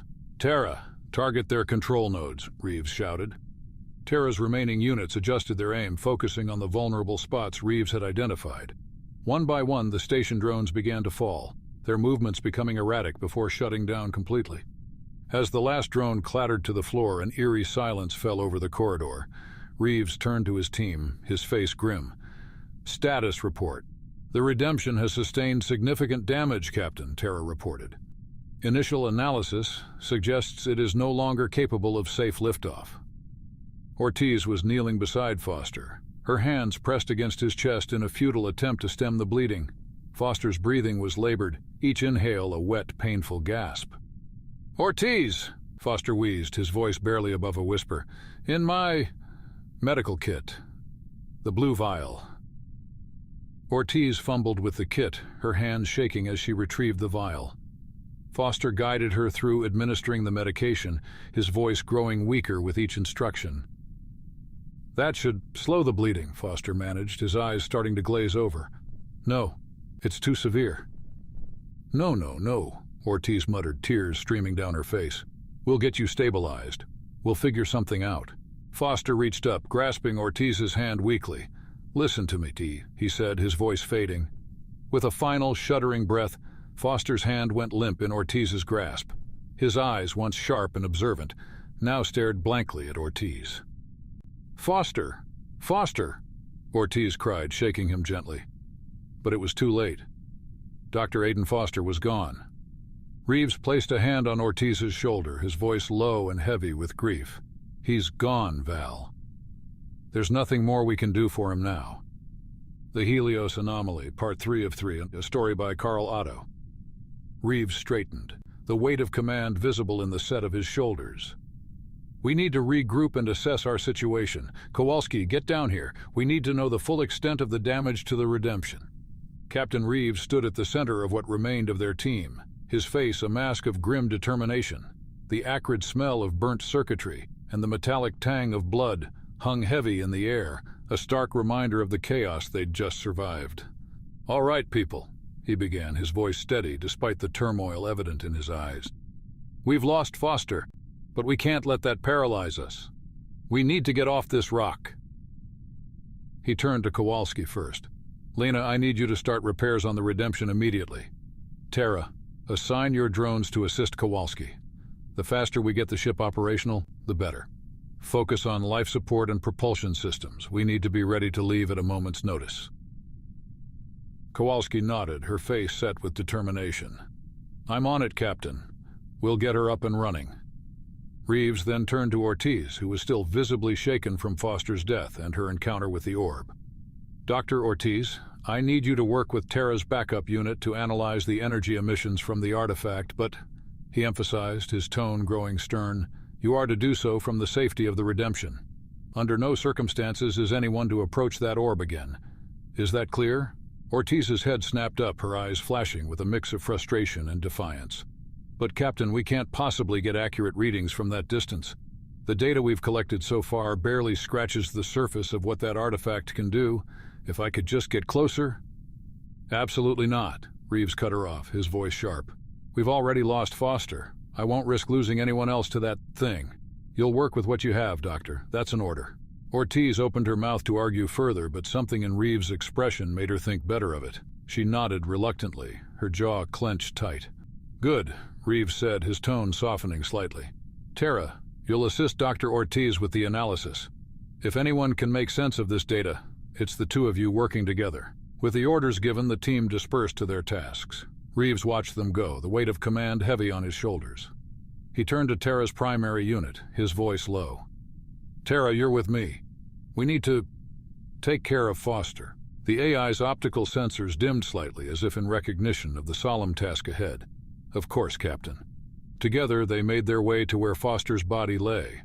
Reeves knelt beside his fallen friend, his hand hovering over Foster's face before gently closing the doctor's unseeing eyes. "I'm sorry, old friend," Reeves murmured. "You deserved better than this." With Tara's help, Reeves carefully lifted Foster's body. They carried him back to the Redemption in silence, the only sound the soft whir of Tara's servos and Reeves's labored breathing. As they placed Foster's body in the ship's medbay, Reeves found himself lost in memories. He stared at Foster's face, now peaceful in death. "You know, Tara," he said softly, "Foster and I go way back. Served together in the Separatist Wars." Tara's sensors focused on Reeves, detecting the subtle changes in his voice and posture that indicated emotional distress. "Would you like to talk about it, Captain? I've found that humans often find comfort in sharing memories of lost companions." Reeves smiled wryly. "Comfort, huh? I don't know about that, but maybe Foster deserves to have his story told." He leaned against the medbay wall, his eyes distant. It was during the siege of New Athens. Our unit was pinned down taking heavy fire. Foster was just a field medic back then, fresh out of training. But damn, he was good. Reeves's voice took on a tone of admiration. We had wounded everywhere, and Foster was darting between them, patching them up under a hail of pulse rifle fire. Not a signal of concern about his own safety. I'd never seen anything like it. He paused, swallowing hard. Then I took a hit. Felt like my whole left side was on fire. I was sure I was done for, but there was Foster, dragging me to cover, cursing me out the whole time for being careless. A chuckle escaped Reeves, tinged with sadness. He saved my life that day, and a dozen others. After that, I made sure he was assigned to every mission I led. Told him he was the only doc I trusted to patch me up. Tara processed this information, correlating it with her data on human relationships. "It seems Dr. Foster was more than just a colleague to you, Captain." Reeves nodded, his voice rough. "He was a damn good friend. One of the best men I've ever known." He straightened up, composing himself. "And now I've led him to his death on this godforsaken rock." "Captain," Tara began, her voice modulated to convey sympathy. "Based on my analysis of the situation, there was no way to predict or prevent what happened to Dr. Foster. The fault doesn't lie with you or with your leadership." Reeves managed a small smile. "Thanks, Tara, I appreciate that. Even if I'm not sure I believe it." He took a deep breath, squaring his shoulders. "Come on, we've got work to do." Meanwhile, in the Redemption's engine room, Kowalski was elbow-deep in circuitry. The damage was even worse up close, and she muttered a steady stream of curses as she worked. "Tara," she called out to one of the drones, "I need a microfuser over here. This power coupling is shot to hell." As the drone brought her the tool, Kowalski found her mind wandering. She thought of Foster, of his dry wit and steady hands. He'd patched her up more times than she could count, always with that same exasperated fondness. "Damn it, Foster," she muttered, blinking back tears. "You weren't supposed to check out before me, old man." She threw herself back into her work with renewed vigor, channeling her grief into determination. The Redemption hummed around her, its systems slowly coming back online under her expert touch. In another part of the ship, Ortiz sat surrounded by holographic displays, her eyes darting between readouts of the artifact's energy emissions. Tara's backup unit stood nearby, its processors working in tandem with Ortiz's analytical mind. "This doesn't make any sense," Ortiz muttered, frustration evident in her voice. "These readings... It's as if the artifact is emitting energy in patterns that shouldn't be possible." "Perhaps our understanding is incomplete," Tara's backup suggested. "The artifact may operate on principles beyond our current scientific knowledge." Ortiz nodded absently, her mind racing. "But if we could just get closer, maybe we could..." She cut herself off, glancing guiltily at Tara's unit. The AI sensors focused on her. "Dr. Ortiz, I must remind you of Captain Reeves's orders. Approaching the artifact would be extremely dangerous." I know," Ortiz sighed. "It's just, we're missing so much. There's only so much we can learn from here." She fell silent, staring intently at the data streams. But in her mind, a plan was forming. She just needed to wait for the right moment. Hours passed, with each team member engrossed in their tasks. Reeves alternated between checking on Kowalski's progress and conferring with Tara about their dwindling options. It was Tara who first noticed something was amiss. Her primary unit was with Reeves when her systems flagged an anomaly. "Captain," she said, her voice urgent, "I've detected some concerning data in my latest analysis." Reeves turned to her, instantly alert. "What is it, Tara?" "The initial energy spike from the artifact. It appears to have caused minor alterations in the crew's DNA structure. Additionally, I'm detecting subtle changes in your brain chemistry." Reeves felt a chill run down his spine. "What kind of changes? Are we in danger?" "Unknown at this time, Captain," Tara replied. "The alterations are minor, but their full effects are impossible to predict without further data. However, this may explain the behavioral changes observed in the station's original crew." Reeves cursed under his breath. "All right, we need to—" He was cut off by another alert from Tara. Her optical sensors flickered rapidly as she processed new information. "Captain," she said, her voice tinged with what almost sounded like alarm. "I've detected movement in the station. Dr. Ortiz has left the Redemption. She appears to be heading towards the artifact." "Damn it," Reeves exploded. "I gave her a direct order." He was already moving, grabbing his weapon. "Tara, alert Kowalski. Tell her to lock down the ship. No one else leaves, understood?" "Understood, Captain," Tara confirmed. "Shall I accompany you?" Reeves nodded grimly. "Yes, let's go get our wayward scientist before that thing does God knows what to her." As they raced through the station's corridors, Reeves couldn't shake a feeling of dread. The artifact had already claimed the lives of the station's crew and Foster. He'd be damned if he'd let it take Ortiz, too. But as they approached the lab, a piercing scream cut through the air, followed by an otherworldly humming that seemed to vibrate through the very walls of the station. Reeves and Tara exchanged a look of alarm before doubling their pace. They burst into the lab, weapons raised, only to stop short at the sight before them. Ortiz stood transfixed before the artifact, which now pulsed with an intense dark energy. But it was Ortiz herself that gave them pause, her eyes wide and unseeing, with the same blackness as the orb. And as they watched in horror, her form seemed to flicker and shift, as if she were phasing in and out of reality itself. "Ortiz!" Reeves shouted, but she gave no sign of hearing him. He took a step forward, but Tara's arm shot out, blocking his path. "Captain," the AI warned, "the energy readings are off the charts. Approaching could be fatal." Reeves gritted his teeth, torn between the need to save his crew member and the very real danger before them. As he stood there, frozen in indecision, Ortiz's mouth opened in a silent scream, and the artifact's pulsing reached a fever pitch. Reeves took a cautious step forward, his voice steady despite the fear gripping his heart. "Ortiz, can you hear me? We need to get out of here, now." Ortiz's head snapped towards him, her movements unnaturally quick. When she spoke, her voice was a discordant blend of her own and something alien, otherworldly. "Captain, don't you see? This is everything. Knowledge beyond our wildest dreams." "Doctor, whatever you think you're experiencing, it's not real," Reeves said, inching closer. "That thing is affecting your mind." A cruel smile twisted Ortiz's features. "Oh, it's real, Captain. More real than you can imagine." She raised her hand, and to Reeves's horror, the air around it seemed to warp and distort. "Tara, option?" Reeves muttered, not taking his eyes off Ortiz. "Energy readings are highly unstable, Captain," Tara responded. "Recommend immediate withdrawal." Before Reeves could react, Ortiz made a violent gesture. An invisible force slammed into him, sending him flying across the room. He crashed into a bank of computers, the impact knocking the wind out of him. Tara's weapon systems engaged, firing a series of pulse rounds at Ortiz. The bolts seemed to warp and bend around her. Ortiz laughed, the sound echoing unnaturally. "You are useless here, machine. We are beyond you." She turned her attention back to Reeves, who was struggling to his feet. With a flick of her wrist, debris from the lab began to swirl around her, forming a deadly vortex. "Last chance, Captain," Ortiz said, her voice almost sad. "Join us or be left behind." Reeves met her gaze, his jaw set. "I'll take option 3.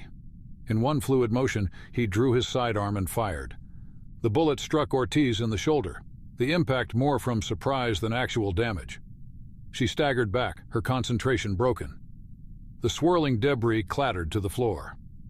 "Tara now," Reeves shouted.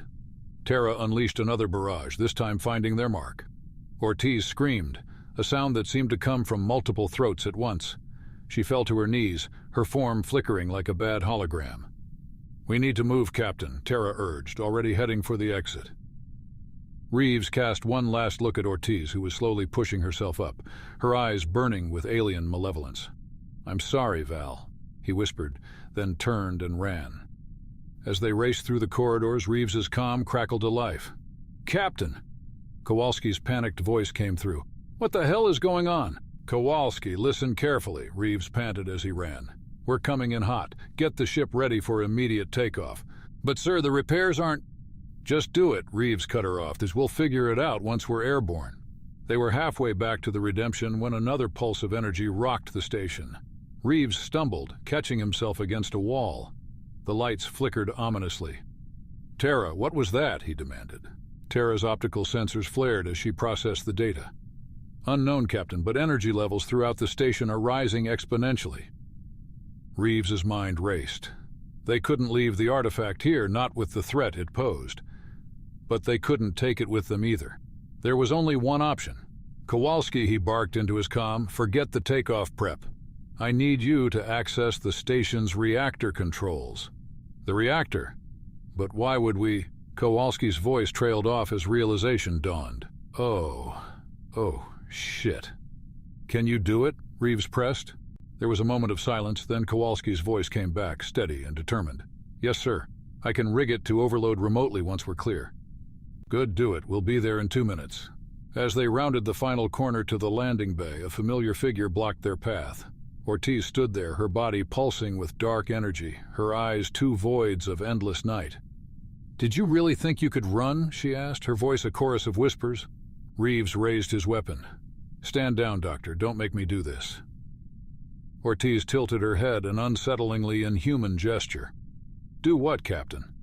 "Kill me. I'm beyond that now. Beyond all of it." She raised her hand, and Reeves felt an invisible force close around his throat. He gasped, clawing at the air as his feet left the ground. Tara sprang into action, her frame reconfiguring as hidden weapons deployed. She unleashed a barrage of blasts, each one more powerful than anything she'd used before. Ortiz snarled, releasing Reeves to deflect Tara's assault. The air crackled with competing energies, space itself seeming to warp and twist around them. Reeves hit the ground hard, coughing and gasping for air. Through watering eyes, he saw Tara and Ortiz locked in combat. A swirling maelstrom of technology and extra planar power. Tara was holding her own, but Reeves could see she was taking damage. Panels were torn from her frame, exposing sparking circuitry. But she fought on, her directive to protect the crew overriding all else. Ortiz, or the thing that was posing as Ortiz's, laughed maniacally. "You're impressive, machine. But you're fighting the inevitable. Your universe is ours to reshape." Reeves struggled to his feet, his mind racing. They couldn't win this fight, not here, not now. But maybe they didn't have to. "Tara," he croaked, his throat raw, "the ceiling supports." Tara's processors made the connection instantly. She redirected her fire, targeting the structural supports above Ortiz. With a groan of tortured metal, the ceiling came crashing down. Ortiz screamed, a sound of rage rather than pain, as she was buried under the debris. The unnatural energies around her flared wildly, then dimmed. "Come on," Reeves shouted, already running for the Redemption. Tara followed, her movements jerky and uneven from the damage she'd sustained.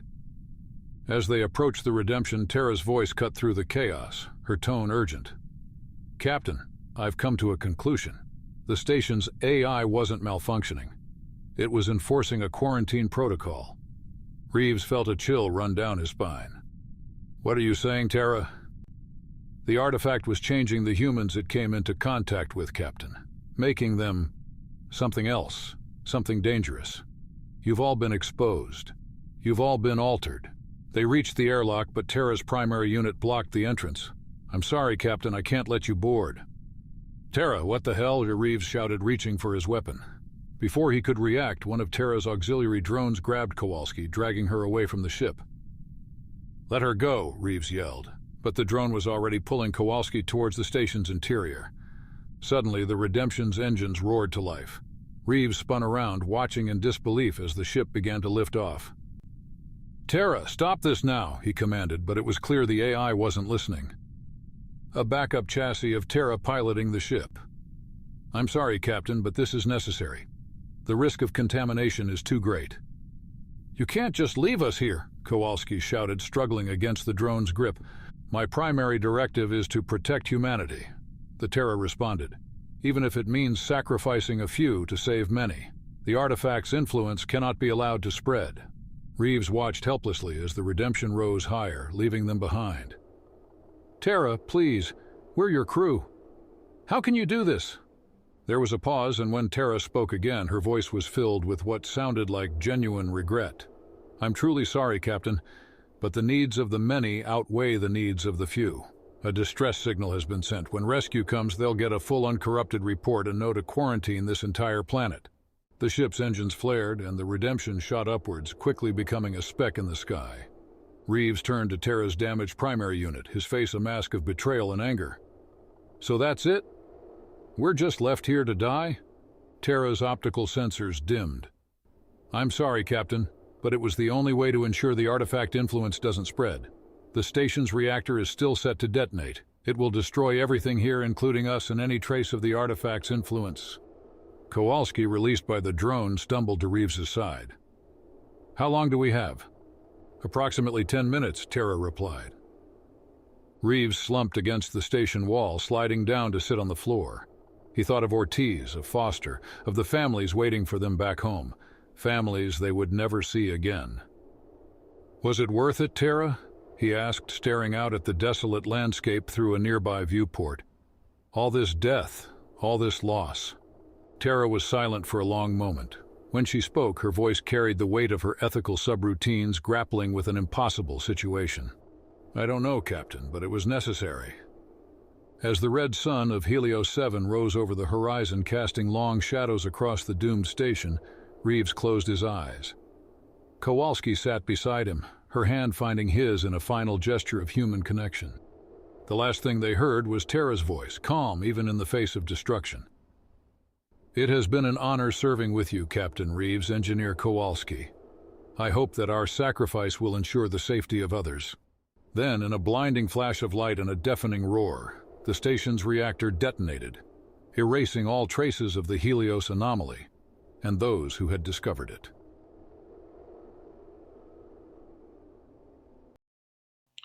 So that was number 4 on my list, the Helios anomaly. That did particularly well, particularly when I did break it down into smaller sections. If an hour-long video is too long for you, I am making it the habit of taking those videos and presenting them in a long format of an hour long or however long it takes, or breaking it down into sections that are more manageable, like 20 minutes. And when I combine the views from both of those, it definitely shot this onto the top 5 list. It was, and I believe it is, my only example of true science fiction horror, but science fiction, taking place in the future, in space, AI, all that sort of stuff. It is also one of my most graphic stories, and the first truly graphic story I think I ever wrote, so I'd like to hear your thoughts about that. It is connected into the bigger cosmic horror universe. I am kind of putting seeds in that for now, with very little overt description yet. It's something I want to reward constant viewers with when they get little pieces at a time to build the world bigger in their minds. So again, I would love to hear your thoughts on it. Any comments, good or bad, as long as it's something that I can use to build better writing or better video production. I'd appreciate it. Now, these stories, for the most part, I can lump into one or two different categories. Something more pulpy, action-oriented, and fun, like Mists of Mellbrooke or the Helios Anomaly, or things that are a little deeper and moodier and try to get the reader, or in this case, viewer, to think more about a topic, and this is the first real dip into that category here with the last performance. This is a little bit moodier, and I hope you enjoy it. The humidity pressed down like a wet blanket, making the strings sticky under my fingers. July in Savannah was always brutal, but something about this evening felt heavier, more intense. River Street stretched before me, its worn cobblestones catching the last light of day. Dark patches showing where centuries of footsteps had worn the stone smooth. My old violin case lay open at my feet, a few crumpled dollar bills and loose change scattered across its faded velvet lining. 4 hours of playing, and I hadn't even made enough for dinner. Times were getting lean on River Street, too many performers competing for too few tourist dollars. Even my regular spot near the old cotton exchange wasn't pulling in what it used to. The ghost tour shuffled past, their guide's voice carrying over my half-hearted rendition of "The Devil Went Down to Georgia." I played louder, trying to drown out his practice spiel. The tourist barely glanced my way, too focused on their guide's tales of haunted warehouses and spectral musicians. 10 years ago, River Street had been different. Real musicians played here then. Jazzmen who'd been performing since before I was born, bluesmen who could make a guitar weep. Now it was all ghost tours and t-shirt shops. The sun dipped lower and the street lamps flickered to life, casting long shadows across the uneven ground. Spanish moss swayed in the evening breeze, looking like gray ghosts dancing in the twilight. A container ship crawled past on the river, its horn echoing off the old warehouse walls. That's when I saw him. He stood in the shadows of Factor's Walk, an ancient violin tucked under his chin. His clothes might have been expensive once, but now they hung on his thin frame like clothes on a scarecrow. He played something I'd never heard before, notes that seemed to catch in the humid air and hover there, making the moss dance and the shadows deepen. But it was his face that caught me. Empty. Like someone had reached in and scooped out everything that made him human, leaving just enough machinery to move the bow across the strings. A few tourists stopped to listen, their expressions changing as the strange melody washed over them. I watched a woman wipe away tears she didn't seem to know she was crying. A man with angry eyes suddenly softened, reaching for his wife's hand. The music built to a crescendo that made my chest ache, then stopped abruptly. The violinist lowered his instrument and began walking toward me, his movements stiff and mechanical. The case at my feet suddenly felt very far away. "You're in my spot," he said, his voice as empty as his eyes. No accent, no emotion, no life. Just words falling into the heavy air like dead things. I started to apologize, to gather my things, but he held up one pale hand. "It doesn't matter anymore," he said. "I'm done. The violin wants you now." He held out the instrument, its dark wood gleaming in the streetlight. Something about it seemed to pull at me like a half-remembered song you can't quite name. I started, but he was already pressing it into my hands. "It will give you everything," he said, those dead eyes finally meeting mine, "until there's nothing left to give." Before I could respond, he turned and walked away, disappearing into the gathering darkness of Factor's Walk. The violin felt warm in my hands, like something alive. A drop of rain hit the cobblestones, then another. The tourists scattered, seeking shelter in nearby bars and shops. But I stood there, holding the strange instrument, as the rain began to fall in earnest. I didn't know it then, but that was the last normal moment of my life. The last time I would feel everything, wholly and completely, without understanding what a gift that was. The rain fell harder, and somewhere in the distance I heard what sounded like laughter. Or maybe it was crying. On River Street, sometimes it's hard to tell the difference. I took the violin home that night, a cramped studio apartment above a souvenir shop 3 blocks from River Street. The window unit hummed and dripped, fighting a losing battle against the Georgia heat. My neighbor's TV bled through the thin walls, the muffled sound of late-night infomercials providing a soundtrack to my restlessness. The violin lay on my kitchen table, looking oddly at home among the coffee-stained bills and past-due notices. In the harsh light of my single overhead bulb, its wood seemed darker, richer than any instrument I'd ever owned. No maker's mark, no identifying features, just smooth, age-darkened wood that seemed to drink in the light. I should have been more suspicious, should have wondered why a stranger would give away something so obviously valuable. But musicians on River Street were like that sometimes, passing instruments down, trading gear disappearing without warning. I'd seen talented performers vanish before, leaving only stories and empty spots on the cobblestones. Sleep didn't come easy that night. Every time I closed my eyes, I saw that empty face, heard that strange music. The violin seemed to watch me from the table, its presence filling my tiny apartment like smoke. Around 3 in the morning, I gave up trying to sleep, picked up the violin, just meaning to test it. The first note shocked me, pure and perfect, cutting through the humid night air like a knife through silk. The strings responded to the lightest touch, as if they'd been waiting for me. I played scales at first, simple exercises my first teacher had drilled into me years ago. But the violin wanted more. The music shifted, changed, became something I'd never heard before. Notes that made the air thick, that painted pictures in the darkness.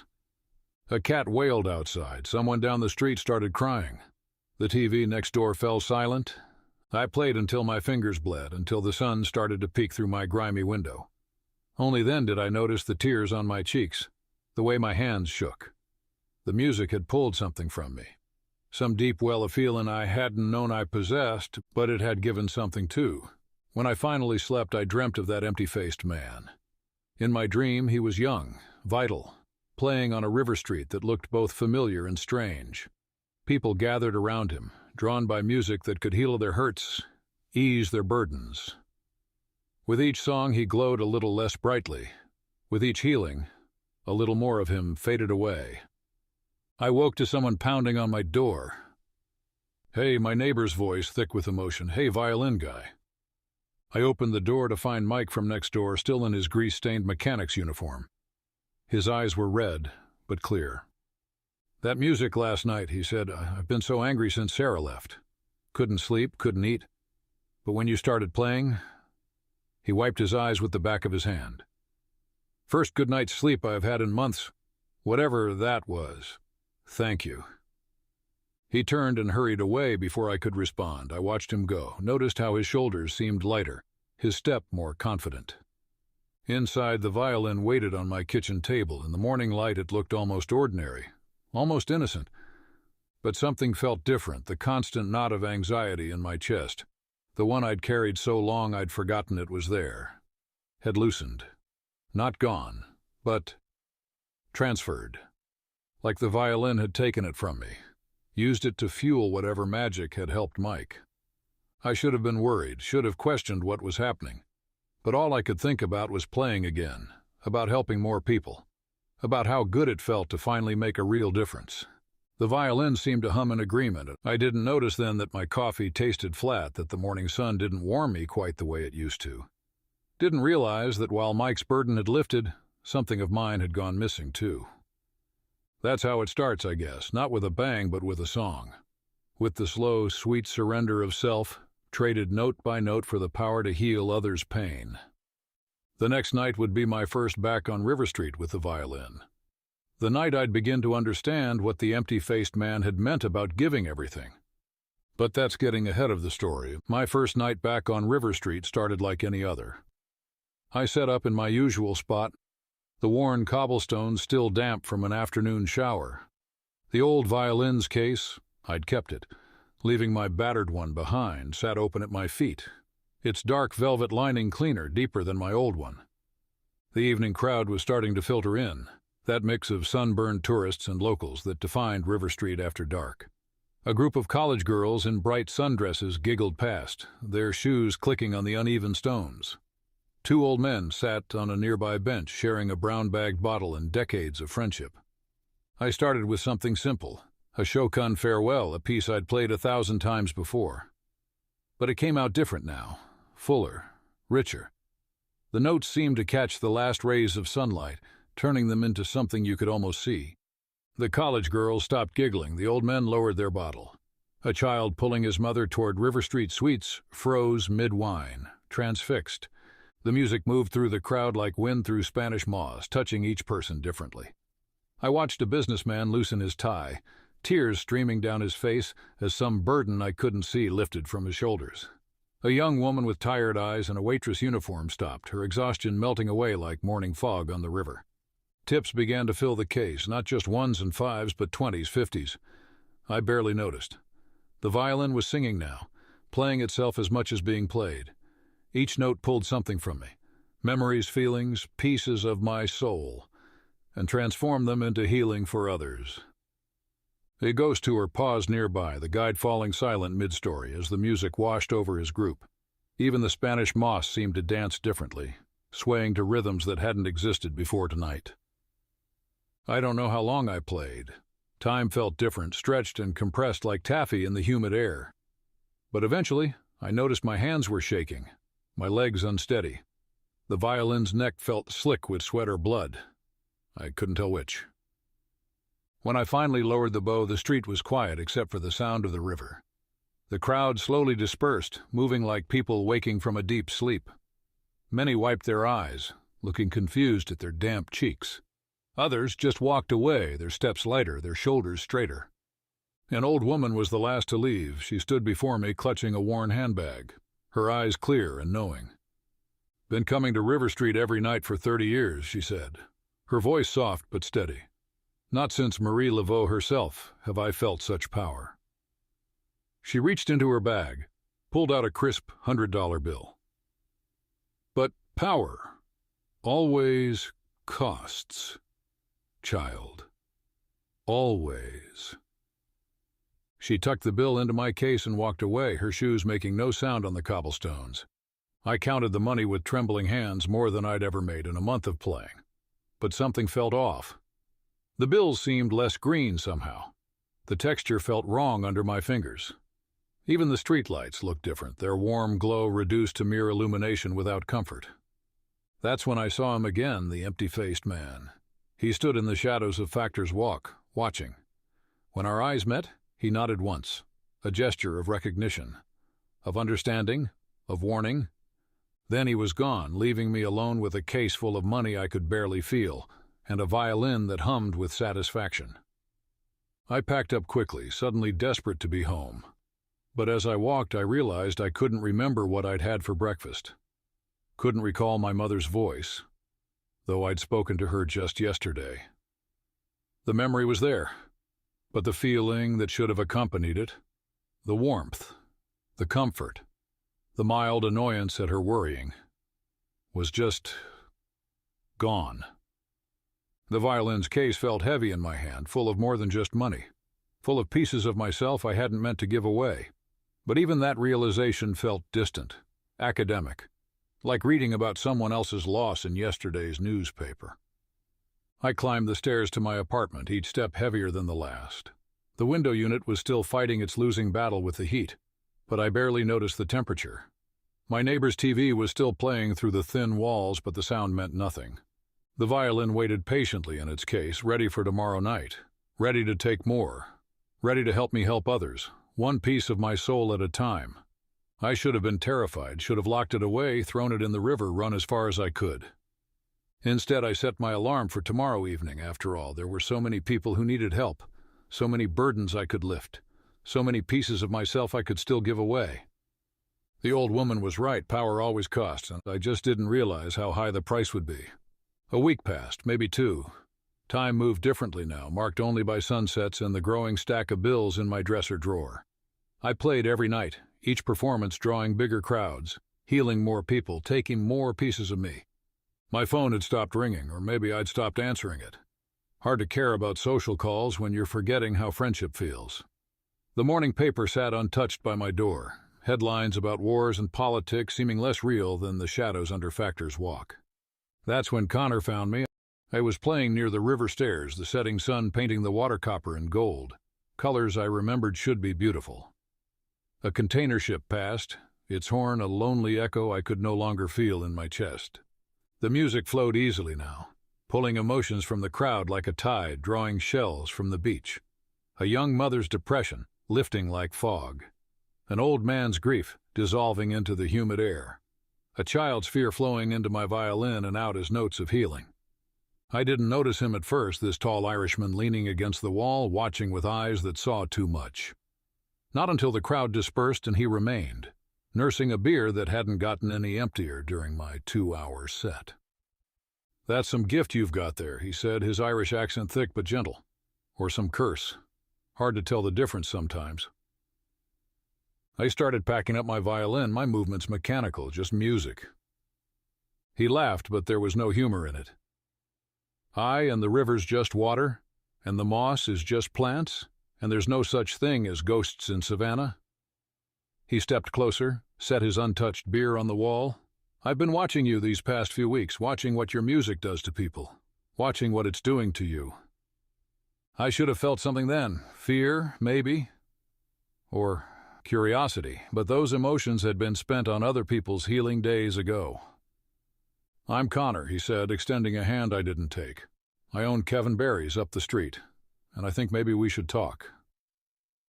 "Not interested," I said, closing the violin case. The latches clicked like tiny gunshots in the evening air. "No." Connor leaned against the wall, his presence somehow both casual and immovable. "Not even if I told you I've seen that violin before? Not even if I told you I knew the last 3 people who played it?" That made me pause. 3? Aye, though I suspect you've met at least one. His eyes, sharp beneath heavy brows, studied my face. Man with empty eyes? Moves like his joints have forgotten how to work properly?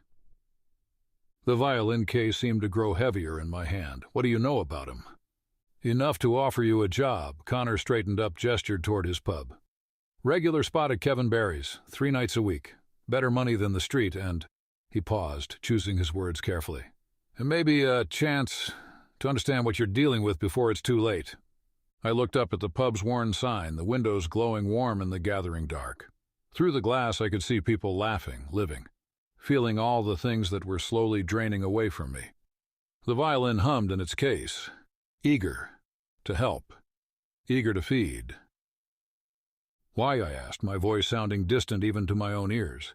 "Because 30 years ago I watched a good friend play that violin until there wasn't enough of him left to even care about dying."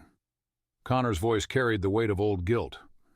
"Because I've spent 3 decades trying to understand what it is, how to stop it. And because if you're anything like the others, you won't be able to stop on your own."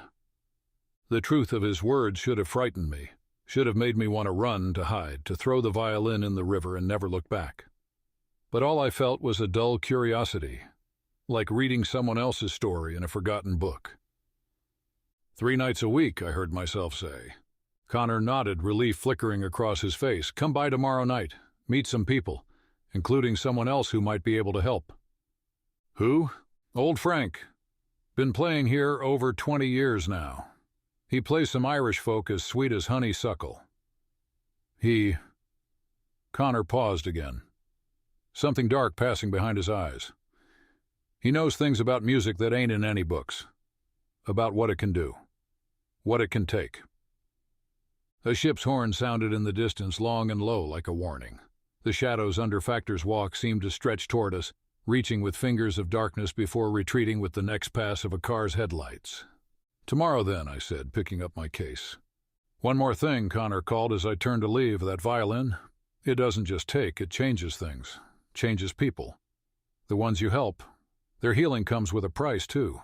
They just don't know it yet."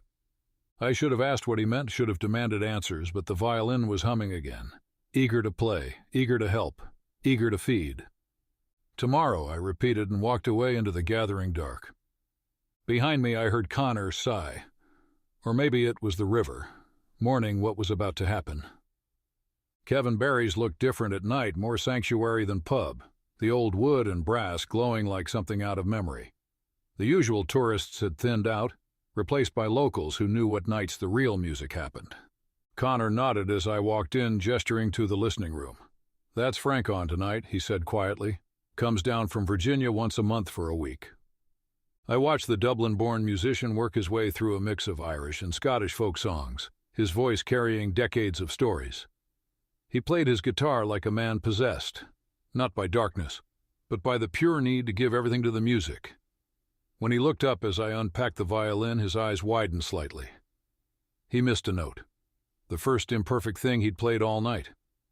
Then his face settled into something like recognition, and he nodded toward the empty chair beside him. The violin hummed in my hands as I sat down. Frank didn't speak, just started playing again, an old Irish air that seemed to carry all the weight of the Atlantic crossing. I joined in, and the pub went quiet. The music rose like smoke, filling every corner, but where my violin pulled emotions from people like a tide drawing shells from the beach, Frank's music was different. He wasn't taking anything from the crowd. He was giving pieces of himself freely, pouring out everything he had into each note. It was beautiful, but it was costing him. Not in the supernatural way my violin fed, but in the way all true artists pay for their gift. When the song ended, he finally spoke, his voice carrying traces of Dublin beneath the years in Virginia. "You're better than the last one," he said, meeting my eyes. He fought it longer, though. Recognized what it was doing to him. Fought what? Frank started another song, something that felt of homesickness and hope. The hunger. Not the natural kind.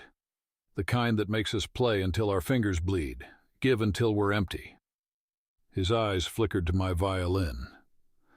"That thing you're carrying, it's different. It takes without asking, without giving you the choice to hold anything back." The music swelled, drowning out anything else he might have said. But I understood. Each note I played pulled something from me, transformed it, fed it to the crowd. Their burdens lifted while mine grew, their joy brightening as mine faded. But Frank, he gave freely, chose what to keep and what to share. That was the difference. When we finished, the applause was thunderous. Money flowed like water. Bills dropped in the tip jar, stuffed into my violin case, pressed into our hands by people too moved to speak. Frank took his share with a grateful nod, the way a man who's spent his life making music accepts his due. "You'll need to eat after that." Connor appeared beside us, 3 plates of shepherd's pie steaming on a tray. "On the house." I stared at the food, trying to remember what hunger felt like. Frank dug in with appreciation, every bite a conscious choice to keep going, to maintain enough of himself to play another day. "First time I've seen him play with anyone in years," Connor said, his voice low. "Must see something worth saving in you." "What do you mean?" I asked, though part of me already knew. Connor's eyes went distant. "Been watching musicians come and go for decades. Some burn bright, some burn long. But Frank, he's mastered the balance. Knows how to give everything to the music without losing himself completely." Frank's hands never stopped moving on the strings, but he spoke again, his voice carrying over the melody. "You have to choose what to keep," he said. "That's the secret. Every night, I empty myself out for them. But I choose what to pour back in. Good whiskey, better stories, the quiet of the Blue Ridge Mountains." He smiled, small but genuine. "You have to refill the well, or eventually there's nothing left to give." I looked down at my violin, its dark wood seeming to absorb the pub's warm light. "This doesn't give me a choice." "No," Frank agreed, starting another song. "It doesn't. That's what makes it dangerous. Music should be an offering, not a theft." I played at Kevin Barry's 3 nights a week, watching the seasons change through the warped window glass. Frank would appear 1 week each month, like clockwork, making his journey down from Virginia. Each time I noticed how he'd arrive looking worn, tired from the drive and the weight of years. But the moment he stepped into the listening room, he'd transform. Not through supernatural means, but through the simple magic of doing what he loved. The violin grew stronger, hungrier, or maybe I just grew weaker, emptier. Frank watched it happening, his eyes carrying a sadness born of recognition. He'd seen others fall before, not to cursed instruments, but to the industry's grind, to addiction, to forgetting to keep something for themselves. Connor kept trying to warn me in his way.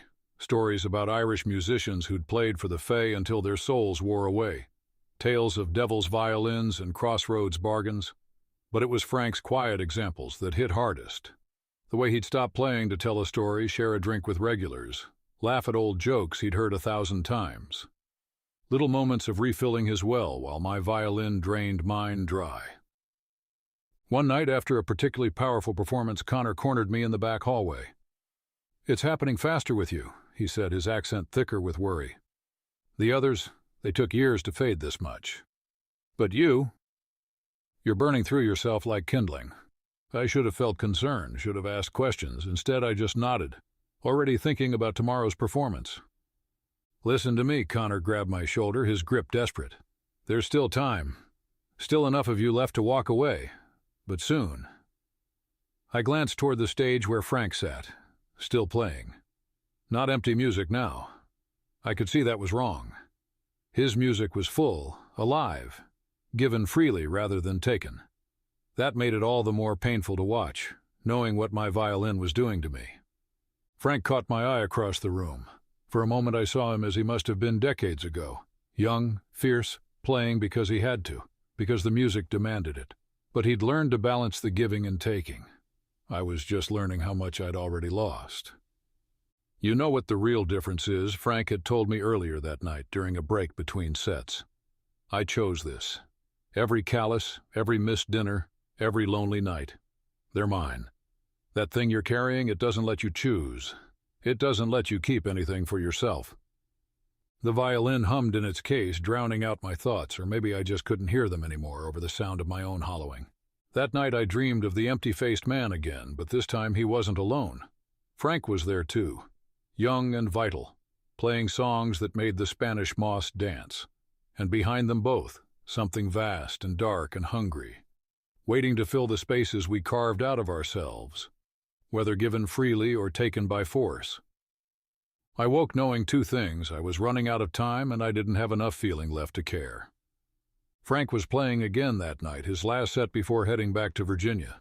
I watched him from the doorway, seeing how he poured himself into every note, but somehow kept his core, his self. He'd finish a heartbreaking ballad, then laugh at a regular's bad joke, alive in a way I barely remembered being. The violin hummed in its case, angry at my hesitation. A woman at the bar was crying silently into her drink.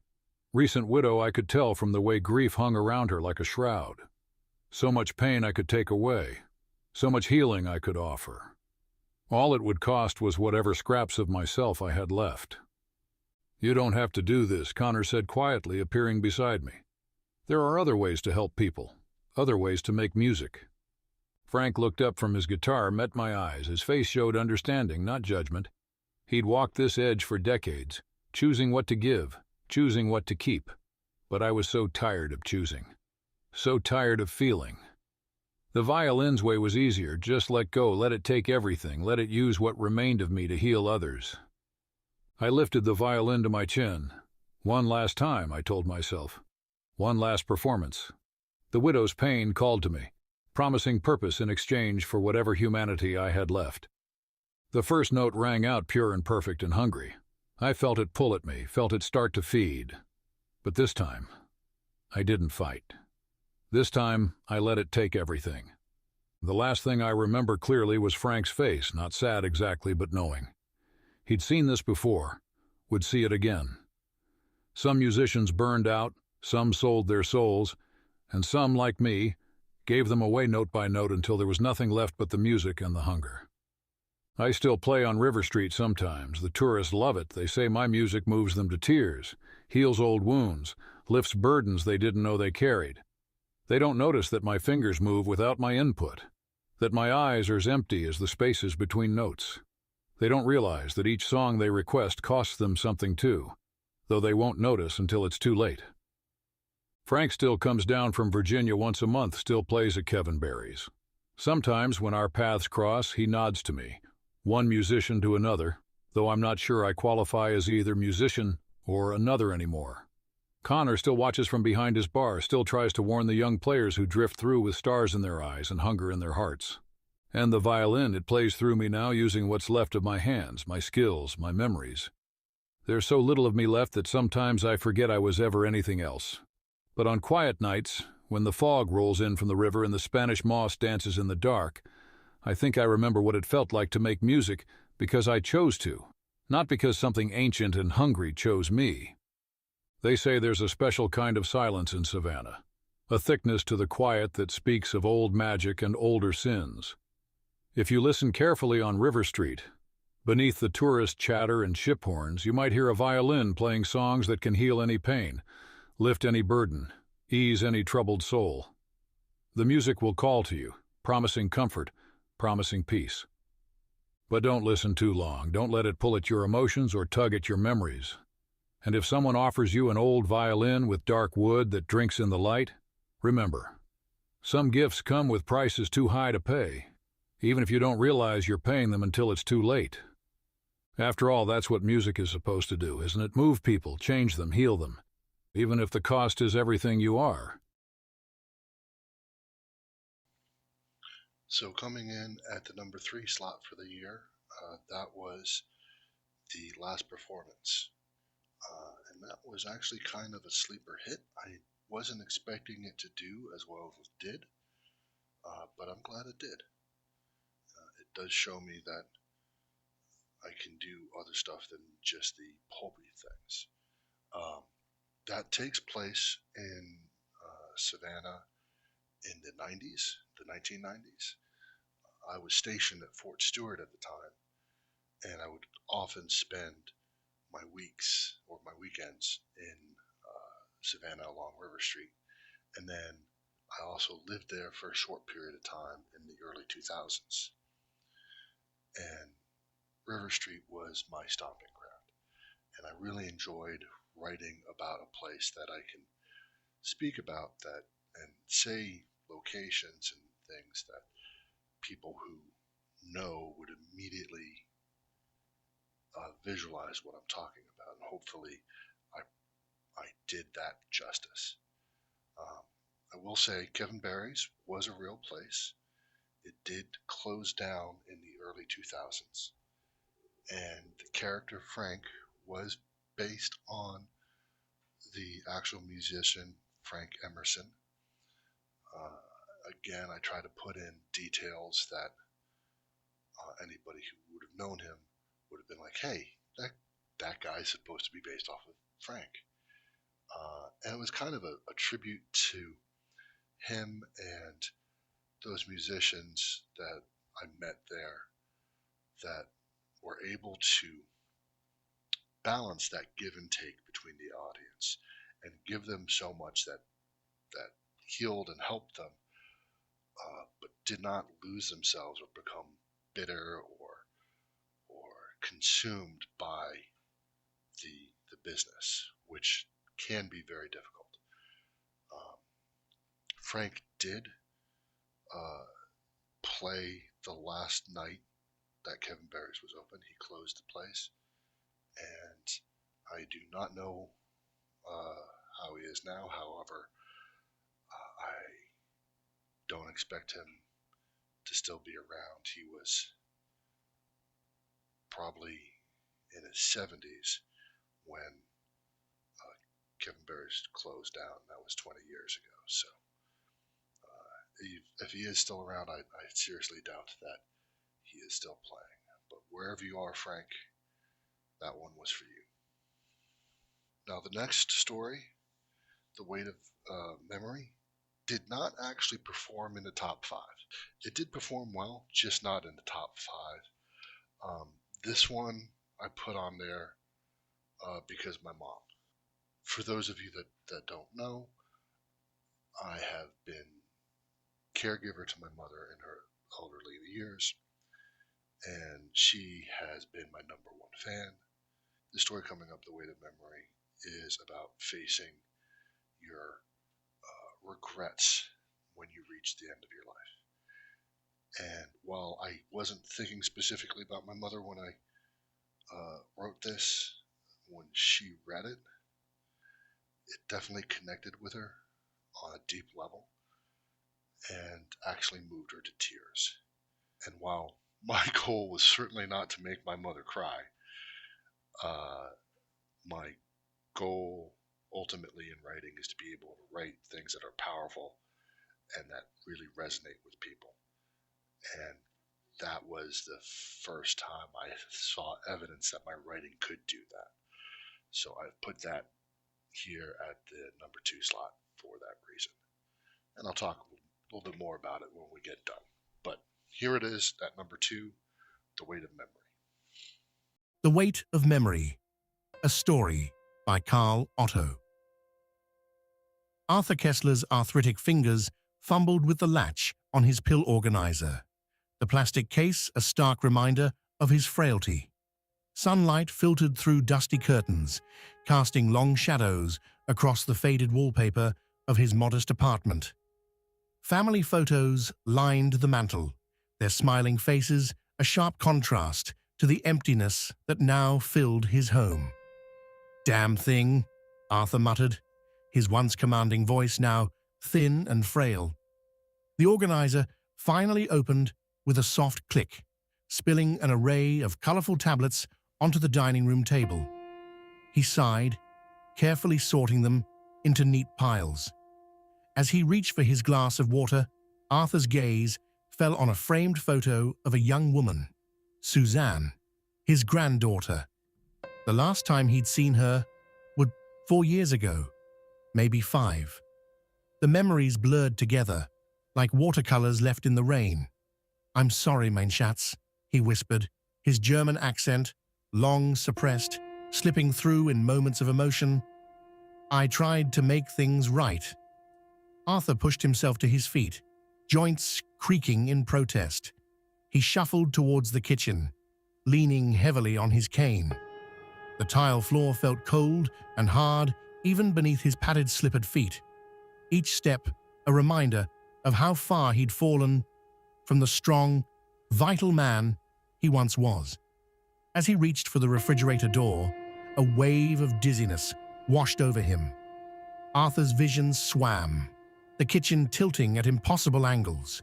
He tried to steady himself, but his cane slipped on the smooth floor. Time seemed to slow as Arthur fell. He saw the edge of the kitchen counter rushing towards him, heard the clatter of his cane hitting the floor. Then pain exploded in his hip as he landed hard on the unforgiving tile. "Hilfe!" he cried out instinctively, then caught himself. "Help! Somebody, please!" But there was no one to hear, no one to come to his aid. Arthur lay there, breath coming in ragged gasps, the cold of the floor seeping into his bones. He tried to move, to pull himself towards the phone on the wall, but every motion sent shards of agony through his hip. As the initial shock faded, a deeper, more insidious fear began to creep in. How long would he lie here before someone found him? Days. The thought of dying alone, helpless on his kitchen floor, brought tears to Arthur's eyes. "I don't want to die," he whispered, his voice cracking. "Not like this. Not alone." A soft sound caught his attention, a whisper, so faint he might have imagined it. Arthur's eyes darted around the kitchen, searching for its source. There, in the corner by the pantry, he saw something, a shimmer in the air, like heat rising from summer pavement. But it was more than that. For just a moment, Arthur could have sworn he saw a face forming in the distortion. He blinked to clear his vision, and the shimmer was gone.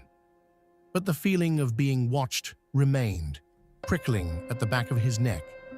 As Arthur lay there, helpless and afraid, his mind began to wander, drifting back to another time.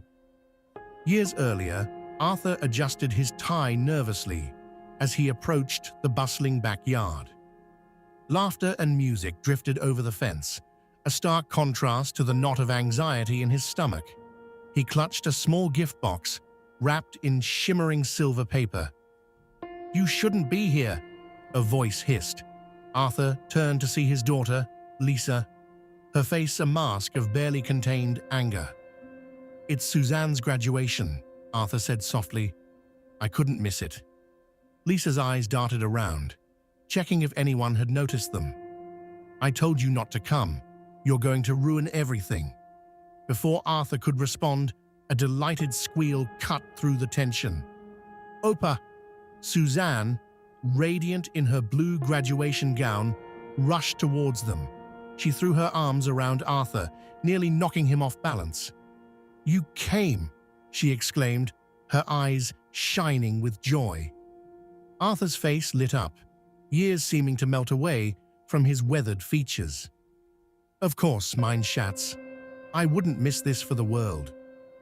Lisa's lips pressed into a thin line, but she said nothing as Suzanne led Arthur into the party. Arthur smiled, but it didn't quite reach his eyes. He handed his granddaughter the small box. "A little something to celebrate your achievement." Suzanne unwrapped it eagerly, gasping as she revealed a delicate silver locket. "Oh, Opa, it's beautiful." "It belonged to your great-grandmother," Arthur explained, his voice thick with emotion. "I've been saving it for this day." As Suzanne hugged him again, Arthur caught sight of Lisa watching them, her expression unreadable. He remembered a time when she would have reacted the same way to his gifts. Before she knew. The afternoon wore on, and Arthur found himself seated at a table with some of Suzanne's friends. They were curious about him, asking about his accent and his life.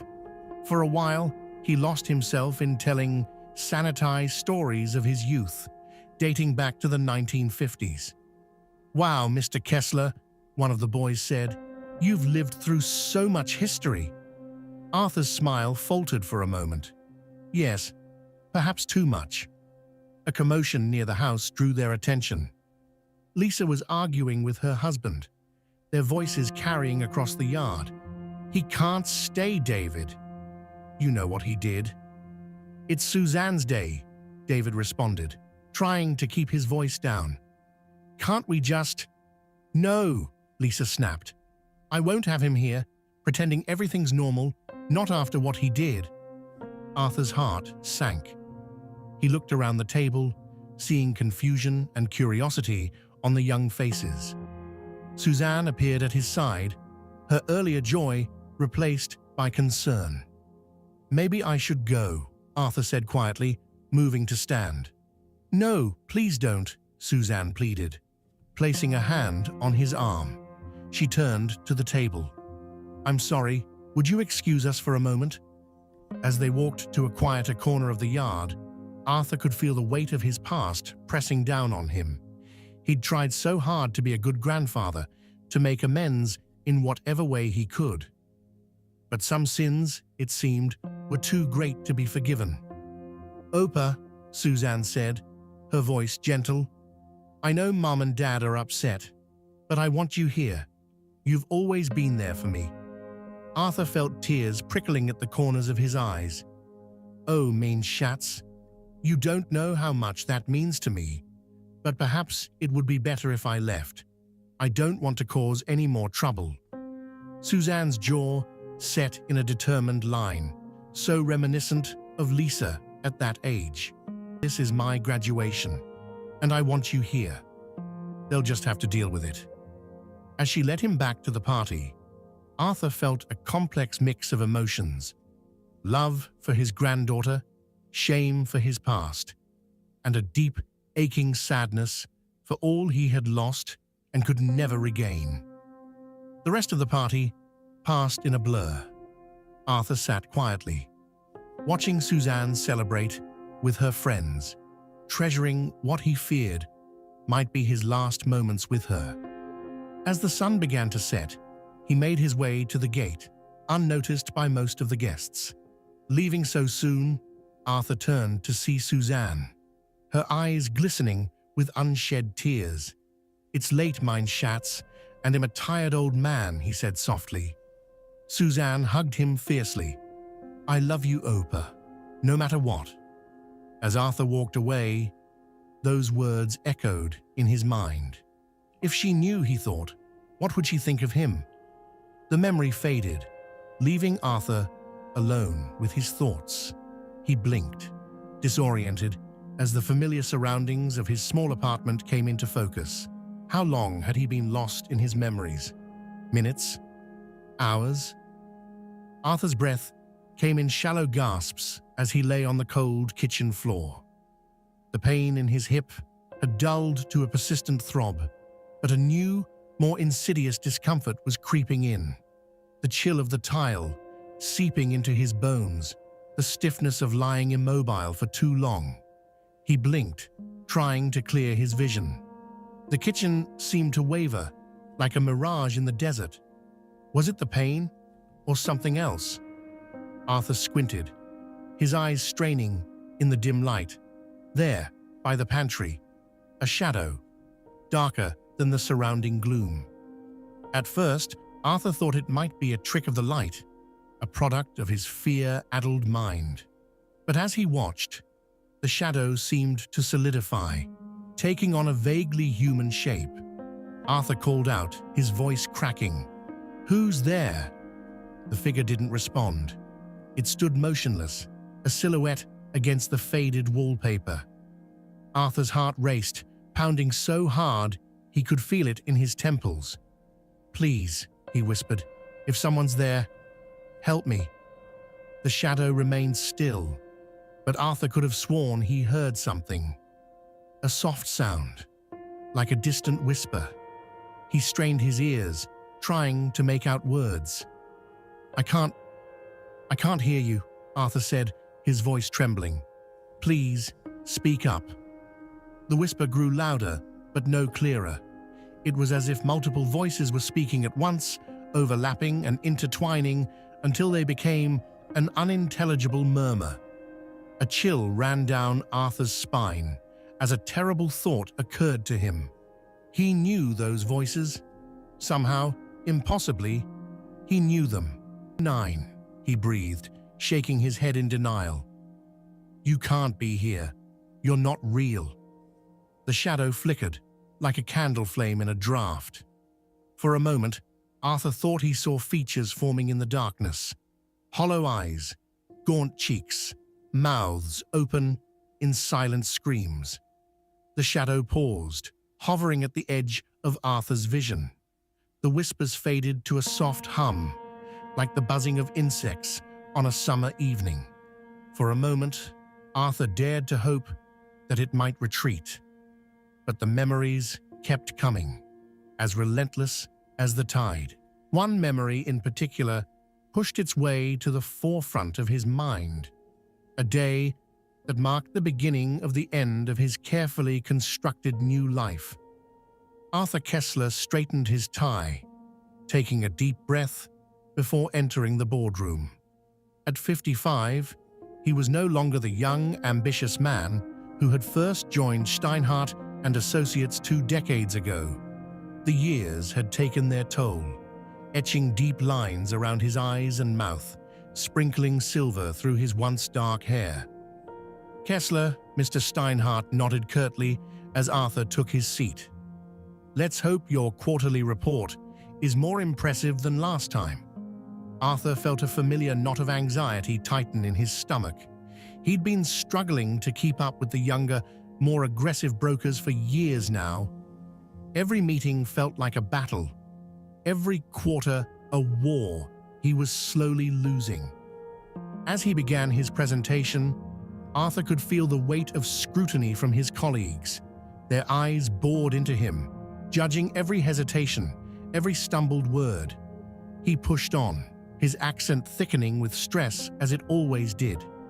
And as you can see from these projections, Arthur paused, noticing 2 younger associates whispering something about rumors they had heard about him. Then they noticed his gaze and fell silent, looking uncomfortable and a little intimidated. The room suddenly felt too small, too warm. Arthur loosened his collar, trying to focus on the figures before him, but the numbers swam on the page, replaced by other images: barbed wire fences, skeletal figures, piles of shoes. "Kessler," Mr. Steinhardt's sharp voice cut through the haze. "Are you quite all right?" Arthur blinked, realizing he'd stopped mid-sentence. "Yes, my apologies. As I was saying..." He stumbled through the rest of the presentation, acutely aware of the side-eyed glances and poorly concealed smirks. As the meeting adjourned, Arthur gathered his papers with trembling hands. "A moment, Kessler," Mr. Steinhardt called as the others filed out. Arthur's heart sank. He knew what was coming. "Arthur," Steinhardt began, his tone uncharacteristically gentle, "you've been with us a long time, but lately Well, your performance hasn't been up to our standards. I understand, sir, Arthur said, his voice barely above a whisper. I'll do better, I promise. Steinhardt sighed.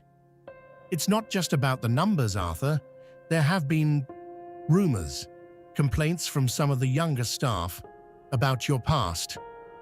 Arthur felt the blood drain from his face. Sir, I don't want to know, Steinhardt cut him off.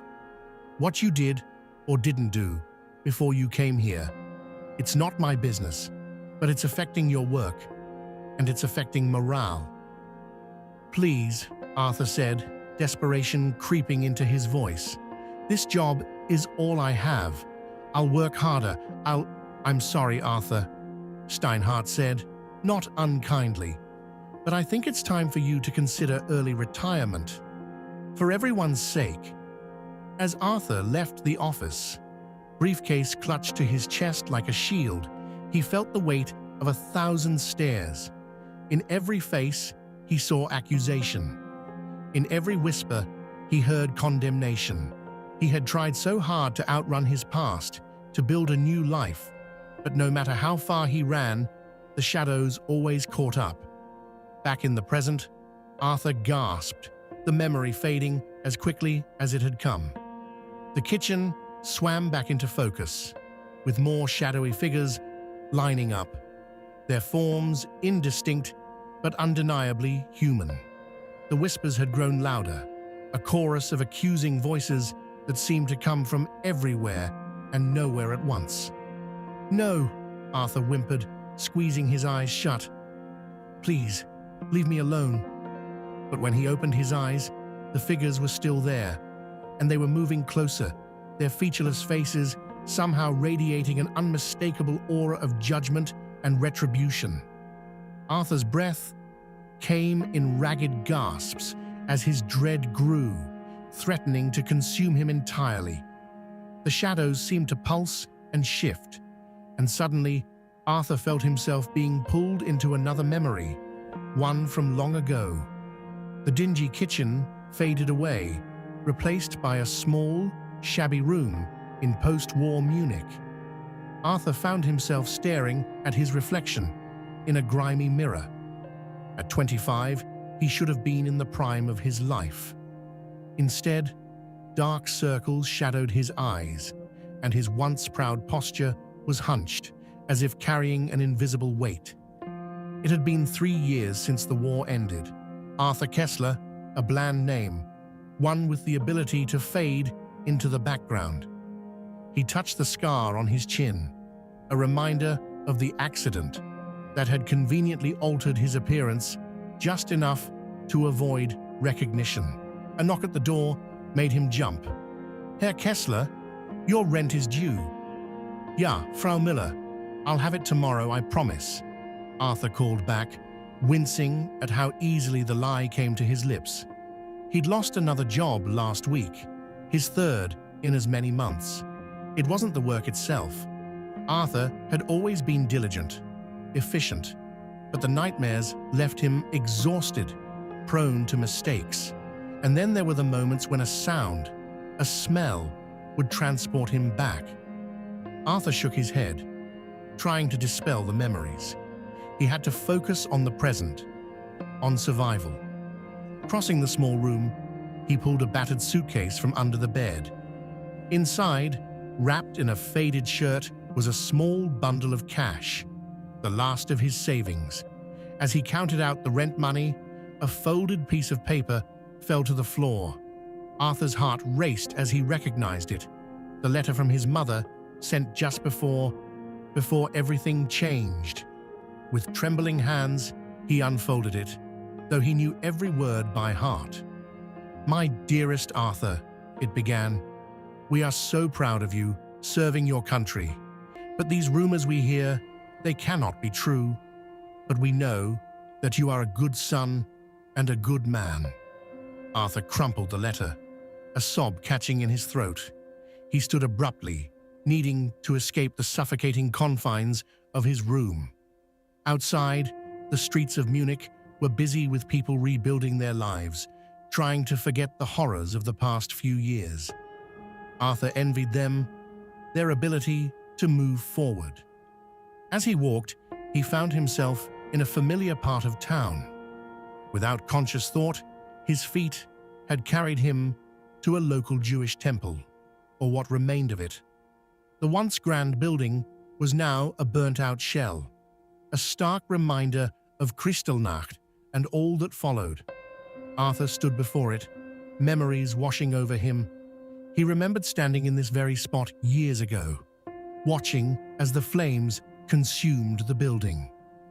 "I'm sorry," he whispered, the words feeling woefully inadequate. "I'm so sorry." A hand on his shoulder made him flinch. Arthur turned to see an elderly man, his eyes filled with a mixture of sorrow and understanding. "It is a terrible thing, Ja," the man said, gesturing to the ruined synagogue. "So much lost." Arthur nodded, unable to speak past the lump in his throat. "But we must rebuild," the man continued, "not just buildings, but lives, hearts. It is the only way forward." As the man walked away, Arthur stood rooted to the spot, his words echoing in his mind. Rebuild. Could he rebuild himself? Could he ever atone for what he had done? Arthur stumbled back, his vision blurring with tears. He turned and ran, desperate to escape the ghosts of his past. But with every step, he knew the truth. There was no escaping what he had done. The guilt would follow him forever. The memory faded, dissolving like mist in the morning sun. But the weight of that guilt remained. Arthur found himself back in his kitchen, sprawled on the cold tile floor. The shadows that had been lurking at the edges of his vision now seemed to coalesce, taking on more distinct forms. "Please," Arthur whispered, his voice breaking. "I was wrong. I know that now. If I could take it all back." But the figures only drew closer, their silent judgment more damning than any words could ever be. Arthur felt the weight of his guilt pressing down on him, threatening to crush what was left of his spirit. As the spectral forms loomed over him, Arthur's mind was thrust back to the source of his deepest shame, a memory he had tried desperately to bury. A young and strong Arthur, in his crisp SS uniform, stood at attention, overseeing a work detail in the sweltering heat. His eyes swept across the ragged line of prisoners, their emaciated forms bent under the weight of their labor. Suddenly, he noticed an elderly man stumble and fall, his frail body crumpling to the dusty ground. It was clear the man lacked the strength to rise again. For a fleeting moment, Arthur's gaze locked with the fallen prisoners. Those watery eyes were filled with a potent mixture of fear, exhaustion, and a silent, desperate plea for mercy. "Get up, you lazy old fool. Please, I just need a moment." The old man's voice quivered and winced in pain as he held his hip. Casually, Arthur pulled out his Luger. He squared his shoulders, his voice cutting through the oppressive air. "If you can't work, you are worthless to me. Please, please, I can work." The man's voice filled with pain as he struggled to stand, but couldn't. "Please just give me a moment." With almost a bored look on his face, Arthur leveled his pistol at the man. "Don't worry, you don't have to get up." The work detail stopped their labor and began to look on in horror. The growing silence and dread sent an ache through everyone's bones. Then a shot rang out. The only sound that followed was leaves rustling in the wind. Then Keller's voice, a terrible harbinger of death. "Get back to work." As he strode away, boots crunching on the gravel, Arthur forced himself not to dwell on what would inevitably happen to those who couldn't keep up with the grueling pace.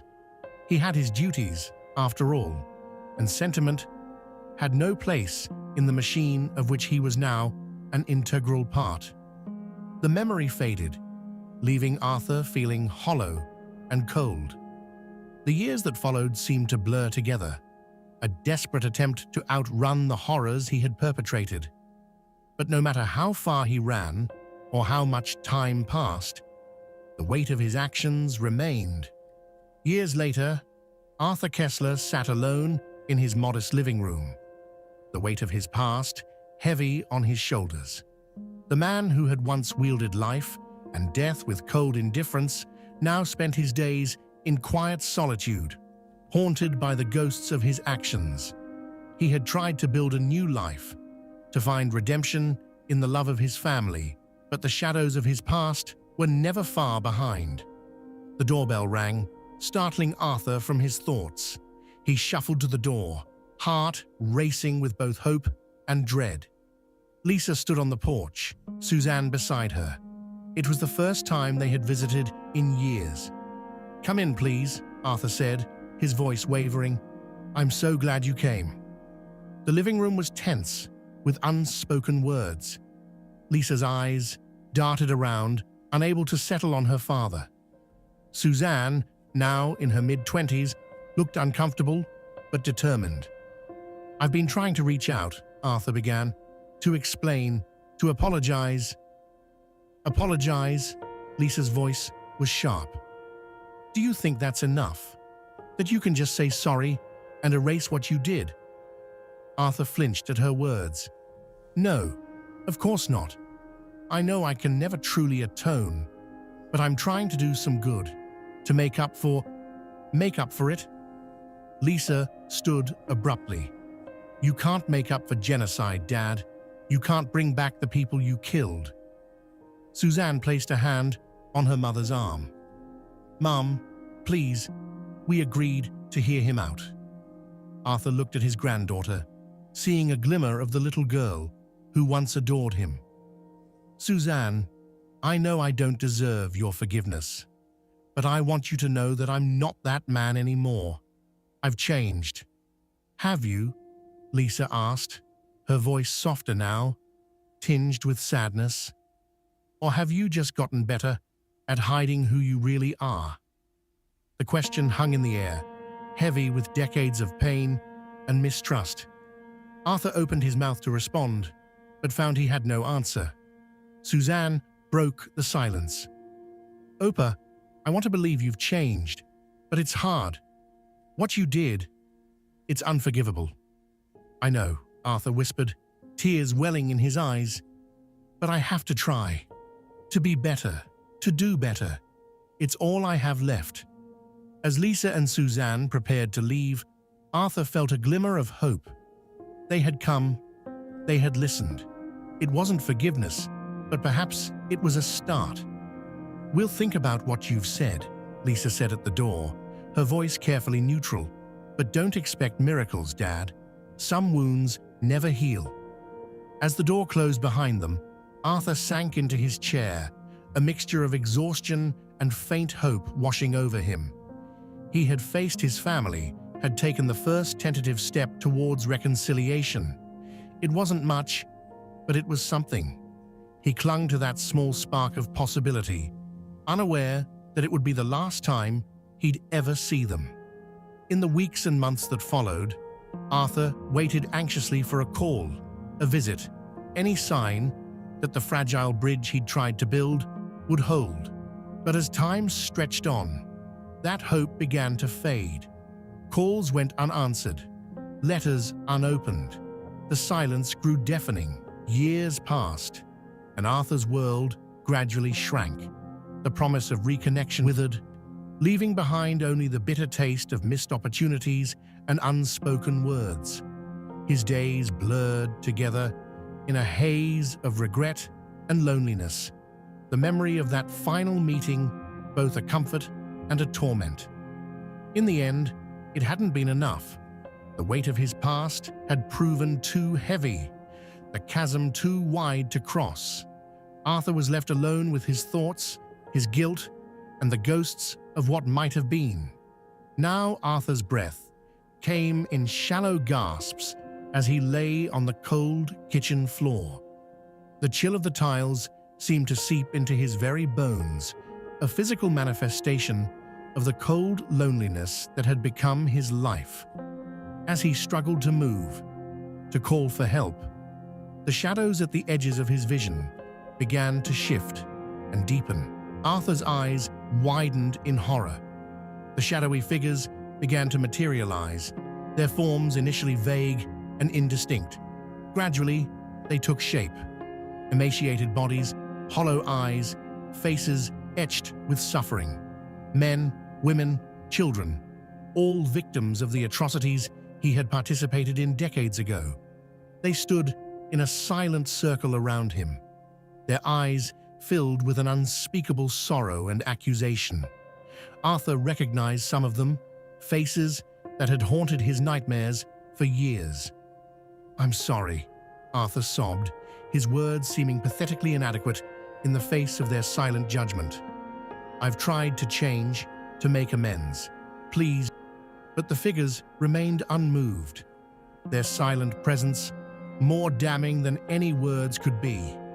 As Arthur lay there, surrounded by the ghosts of his past, the weight of his guilt threatened to crush him entirely. Suddenly, the lead figure, the man from the work detail, began to change. Its form shifted, growing taller, more imposing. With mounting dread, Arthur watched as it transformed into a shadowy version of himself, young, strong, wearing the dreaded SS uniform. This specter of his past self stared down at him, eyes cold and unforgiving. "No," Arthur whimpered, tears streaming down his face. "Please, I'm not that man anymore. I'm sorry. I'm so sorry." But the figures remained silent, their accusing eyes never wavering. The shadowy SS version of Arthur loomed over him, its cold, merciless eyes reflecting all the cruelty and indifference he had once embodied. With deliberate slowness, the spectre reached into its holster and withdrew a Luger pistol. Arthur's eyes widened in recognition. It was the same weapon he had carried all those years ago. "I'm ready," Arthur whispered, closing his eyes. "Do what you must." The last thing Arthur heard was the ominous click of the Luger's hammer being cocked. Then, everything went black. Arthur Kessler's lifeless body lay on the cold kitchen floor, his unseeing eyes fixed on the ceiling. The shadows that had haunted him in his final moments had dissipated, leaving behind only the stark reality of his lonely death. As we observe this scene, we are left to ponder the complexities of human nature and the weight of our actions. Arthur Kessler, once an SS officer, spent decades grappling with the atrocities he committed. He sought redemption, tried to change, and longed for forgiveness. But was it enough? Can a lifetime of regret and attempts at atonement balance the scales against unspeakable crimes? Are there sins so grievous that they remain beyond the reach of forgiveness, no matter how sincere the remorse? What is the nature of true repentance? Is it found in the words we speak, the actions we take, or the changes we make within ourselves? And who has the right to grant absolution for crimes against humanity? Perhaps the most difficult question of all is this: in a world scarred by hatred and violence, how do we break the cycle? Can we learn from the darkest chapters of history, or are we doomed to repeat them? As Arthur Kessler's story comes to its lonely end, we are left to wrestle with these questions. His life and death serve as a stark reminder of the long shadow cast by our choices and the enduring power of our past actions. In the end, is forgiveness a gift we grant to others, or a grace we hope to receive ourselves? And in the face of unforgivable acts, can we find a way to move forward without forgetting, to heal without absolving?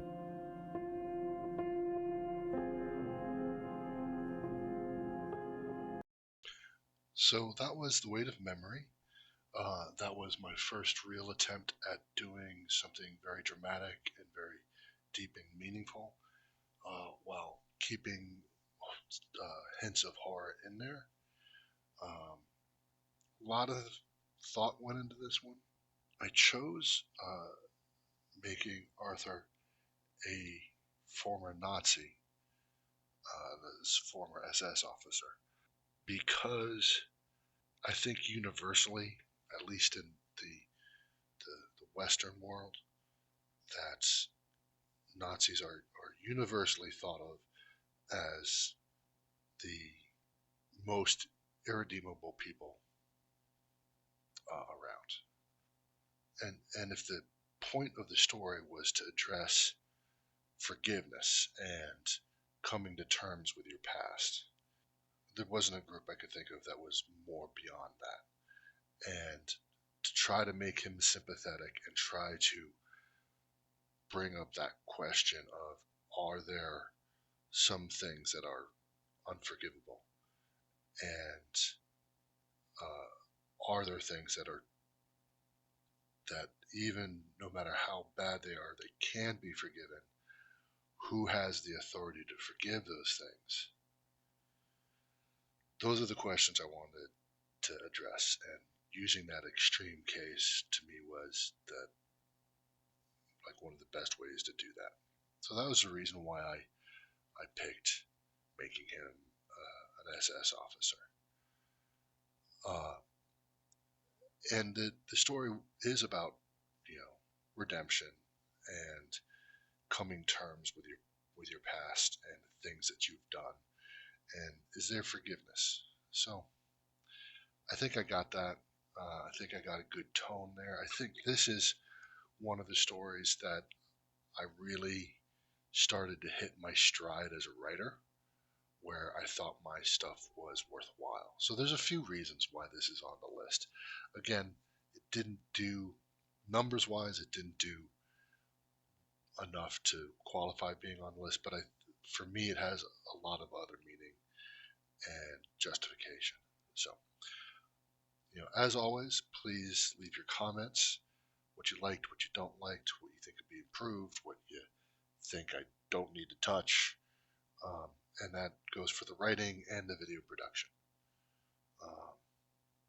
So that was that. Now the next story in the number 1 slot is another story that is here because of my mom. Not only because of my mom, this actually legitimately has the best views, the best retention. This is the most well received of all my stories, but it is also my mom's personal favorite. And she's gone now, and I wanted just to kind of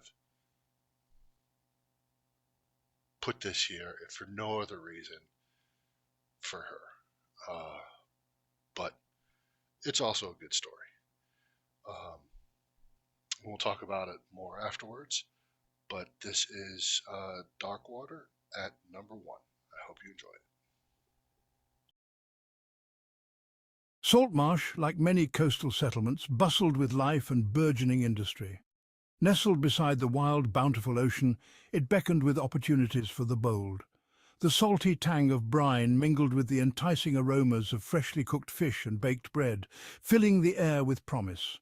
Simon Jones was born in Saltmarsh, bred from a lineage of fishermen and sailors who knew every tide and current like the back of their hands.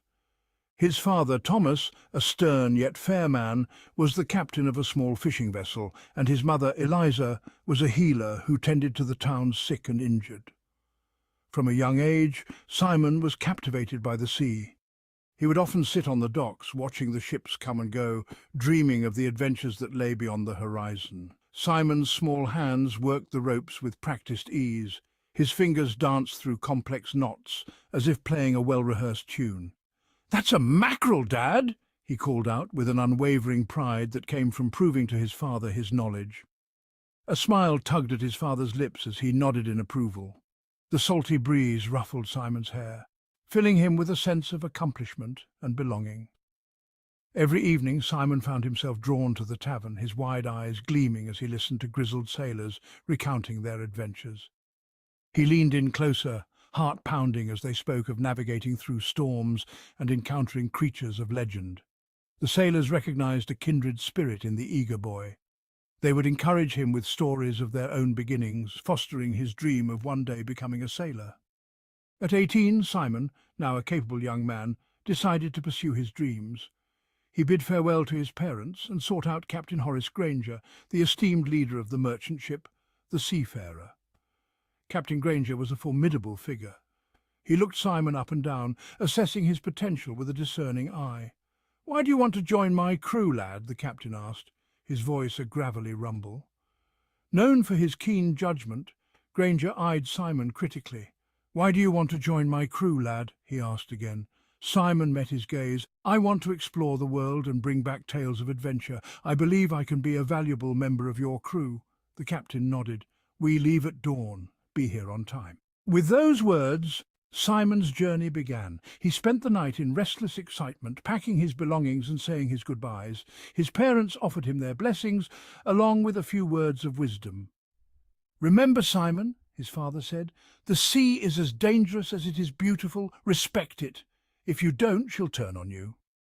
The Seafarer was a magnificent vessel, its sturdy hull and billowing sails a testament to the craftsmanship of its builders. The crew was a diverse group of seasoned sailors, each with their own stories and skills. Simon quickly found his place among them, eager to prove himself and earn their respect. The life of a sailor was demanding, but Simon embraced the challenges with determination and enthusiasm. He spent his days learning the intricate art of navigation, mastering the use of the sextant and compass under the guidance of the ship's navigator, Mr. Blythe. He also learned to read the stars and clouds, predicting the weather with uncanny accuracy. The nights were filled with camaraderie and the sharing of stories. Simon would often take the night watch, standing at the helm as the ship cut through the dark waters. He felt a deep sense of peace and belonging, knowing that he was part of something greater than himself. Over the years, Simon's reputation as a skilled sailor and brave navigator grew. He became a trusted member of the crew, known for his quick thinking and unwavering courage in the face of danger. He earned the respect and friendship of his crewmates, forming bonds that would last a lifetime. The Seafarer's crew, a tight-knit family, navigated the seas with shared purpose. Old Jack's weathered hands mended sails and spirits alike, while Mary Mad Dog Sullivan's hearty stews and sharp tongue kept everyone on their toes. Elias, the doctor, with his steady hands and calming presence, was the ship's anchor in stormy times. Captain Granger, though stern, was a just and honourable leader. He recognised Simon's potential and took him under his wing, teaching him the finer points of leadership and seamanship. Simon absorbed every lesson, eager to one day earn a command of his own. During one of the Seafarer's many voyages, fate brought Simon to the bustling town of Freeport. It was here that he met Emily, a spirited and kind-hearted woman who worked as a seamstress in the town's market. Simon was immediately drawn to her laughter and warmth, and the two quickly formed a deep connection. Their courtship was a whirlwind of stolen moments and heartfelt letters exchanged during Simon's absences. Emily's love and support became an anchor for Simon, grounding him amidst the tumultuous sea. They married in a small, joyous ceremony, attended by Simon's crewmates and Emily's family. Shortly after their marriage, Simon and Emily welcomed a daughter named Lily into the world. The birth of his daughter filled Simon with a sense of profound purpose and responsibility. Though his love for the sea remained strong, he now had a family to think of, and he vowed to protect and provide for them, no matter the cost. Balancing his duties as a sailor with his responsibilities as a husband and father was no easy task, but Simon managed it with unwavering dedication. Whenever the Seafarer docked in Freeport, Simon would rush home to spend cherished time with Emily and Lily. He treasured these moments, knowing how fleeting they could be. Emily sat by the dim embers of the fireplace, her needle deftly moving through the fabric of Lily's new dress. Each stitch was a silent prayer for Simon's safe return. Dark circles framed her once bright eyes, now shadowed by the worry that gnawed at her heart. She glanced out the window, the moonlight tracing the horizon. Please let him come back to us, she whispered, the words falling like stitches into the quiet night. Their letters kept the flame of their love burning brightly, bridging the distance between their hearts. Simon's crewmates also became an extended family to Emily and Lily. They would visit when the seafarer was in port, bringing stories and gifts from distant lands. Lily grew up surrounded by these larger-than-life figures, each one contributing to her childhood with tales of adventure and kindness. Despite his deep love for Emily and Lily, the call of the horizon never faded for Simon. He continued to sail with the seafarer, each voyage bringing new wonders and challenges. From the deep blue waters of the southern isles to the icy seas of the Northlands, Simon encountered strange creatures, treacherous storms, and lost civilizations. Captain Granger often relied on Simon's knowledge and intuition, sending him on scouting missions and trusting his judgment in critical situations. Simon's loyalty to the captain and the crew never wavered, and he faced each obstacle with the same determination that had driven him since childhood. But even as he explored the far reaches of the world, Simon always carried with him a piece of home. The locket around his neck, bearing a picture of Emily and Lily, served as a constant reminder of the love and life that awaited him in Freeport. As the years passed, Simon's reputation continued to grow. He was known for his ability to navigate through the fiercest tempests, and his tales of skills spread far and wide. Despite the accolades and the respect he earned, Simon remained humble, ever mindful of the lessons his father had taught him. When Captain Granger announced a new voyage to explore uncharted waters and seek untold riches, Simon felt the familiar thrill of adventure coursing through him. The promise of discovering the unknown was an irresistible lure, and he eagerly joined the crew in preparing for the journey. But this voyage was different. Emily stood by the window, her fingers gripping the fabric of her dress tightly as she gazed out at the horizon. A shiver ran down her spine, an unexplainable heaviness settling over her heart like a shadow she couldn't banish. As Simon prepared his gear for the journey, she stood by the window, her eyes tracing the horizon where the sea met the sky. "Simon," she began, her voice trembling slightly, "I know the sea calls to you, but this time feels different." Simon paused, looking up from his packing. He could see the worry etched on her face, the way her hands gripped the fabric of her dress. He walked over to her, gently placing his hands on her shoulders. "Emily, we've talked about this. It's just another voyage," he said, trying to sound reassuring. "No, it's not," she whispered, turning to face him. Her eyes, usually so full of warmth, were now clouded with fear. "I feel something. I don't know how to explain it, but it's like a shadow over my heart. The sea has taken so much time from us already." Simon felt a pang of guilt.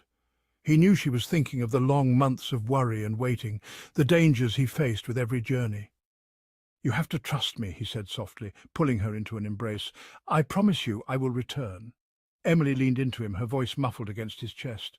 "The ocean is vast and unpredictable. What if this time you don't come back? I couldn't bear to lose you." Simon stroked her hair, feeling the weight of her words settle heavily on his heart. He pulled back slightly, lifting her chin so she could meet his gaze. "Emily," he said, his voice steady but filled with emotion, "I have to do this, not just for the adventure, but for our future. The riches we find could secure a better life for you and Lily." Tears welled up in Emily's eyes, but she nodded slightly. "I know you believe that," she said, her voice breaking. "But promise me you'll be careful. Promise me you'll come back to us." Simon cupped her face in his hands, his thumb brushing away a tear. "I will. I swear with all my heart I'll come back to you and Lily. No matter what it takes, I'll come back." Emily searched his eyes, looking for the certainty she desperately needed. Finally she nodded, wrapping her arms tightly around him. "Then go, and may the sea bring you back to us safely." With a heavy heart, Simon kissed her forehead, holding on to the hope that his promises would withstand the trials that lay ahead. With a tear in her eye, Emily nodded, understanding the depth of Simon's conviction. Tears glistened in Emily's eyes as she kissed Simon goodbye, the weight of his promise heavy on her heart. She clung to the hope that he would return to their loving embrace, despite the shadow of unease lingering in the air. The morning of their departure was a scene of organised chaos, the docks of Freeport thrumming with the energy of a new adventure. The seafarer, with its sails billowing proudly, was glorious in the early light.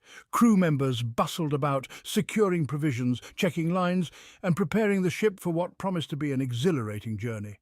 Excitement buzzed through the air, mingling with the briny scent of the sea. Simon Jones moved with purpose, his heart a mixture of anticipation and unease. Emily's worried eyes and Lily's hopeful smile lingered in his mind as he made his final preparations. He clutched the locket around his neck, taking solace in the thought of returning to his family with tales of adventure and newfound wealth. Captain Granger, standing at the helm, cast a watchful eye over his crew, his stern expression masking a similar blend of emotions.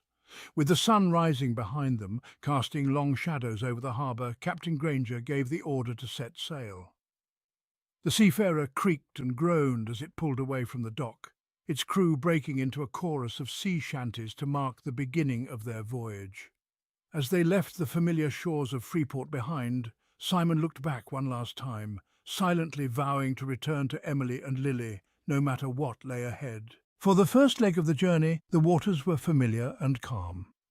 Simon and his crewmates fell into their routines, their movements a well-practiced dance honed by years of sailing together. The air was filled with laughter and camaraderie, the anticipation of adventure overshadowing any latent fears. Simon, ever diligent, spent his time mapping their course, consulting charts and studying the skies and seas. As they ventured further from familiar ports, he felt a growing sense of trepidation. The seafarer's destination lay beyond the edges of known maps, in uncharted waters where tales whispered of untold riches and unknown dangers. Days turned into weeks, and the seafarer sailed steadily onward. The crew's excitement was tempered with caution as they began to notice subtle changes in the environment. The once bustling waters grew quieter, the marine life less abundant. Shadows seemed to lengthen, and the very air itself felt heavier. Old Jack muttered about the calm before the storm, his weathered face etched with concern. Captain Granger, ever vigilant, took note of these changes but pressed onward. He trusted his crew and believed in their mission. However, even the most seasoned sailor could not ignore the growing sense of unease that settled over the ship like a shroud. The waters grew darker, an almost imperceptible shift that played tricks on the eyes.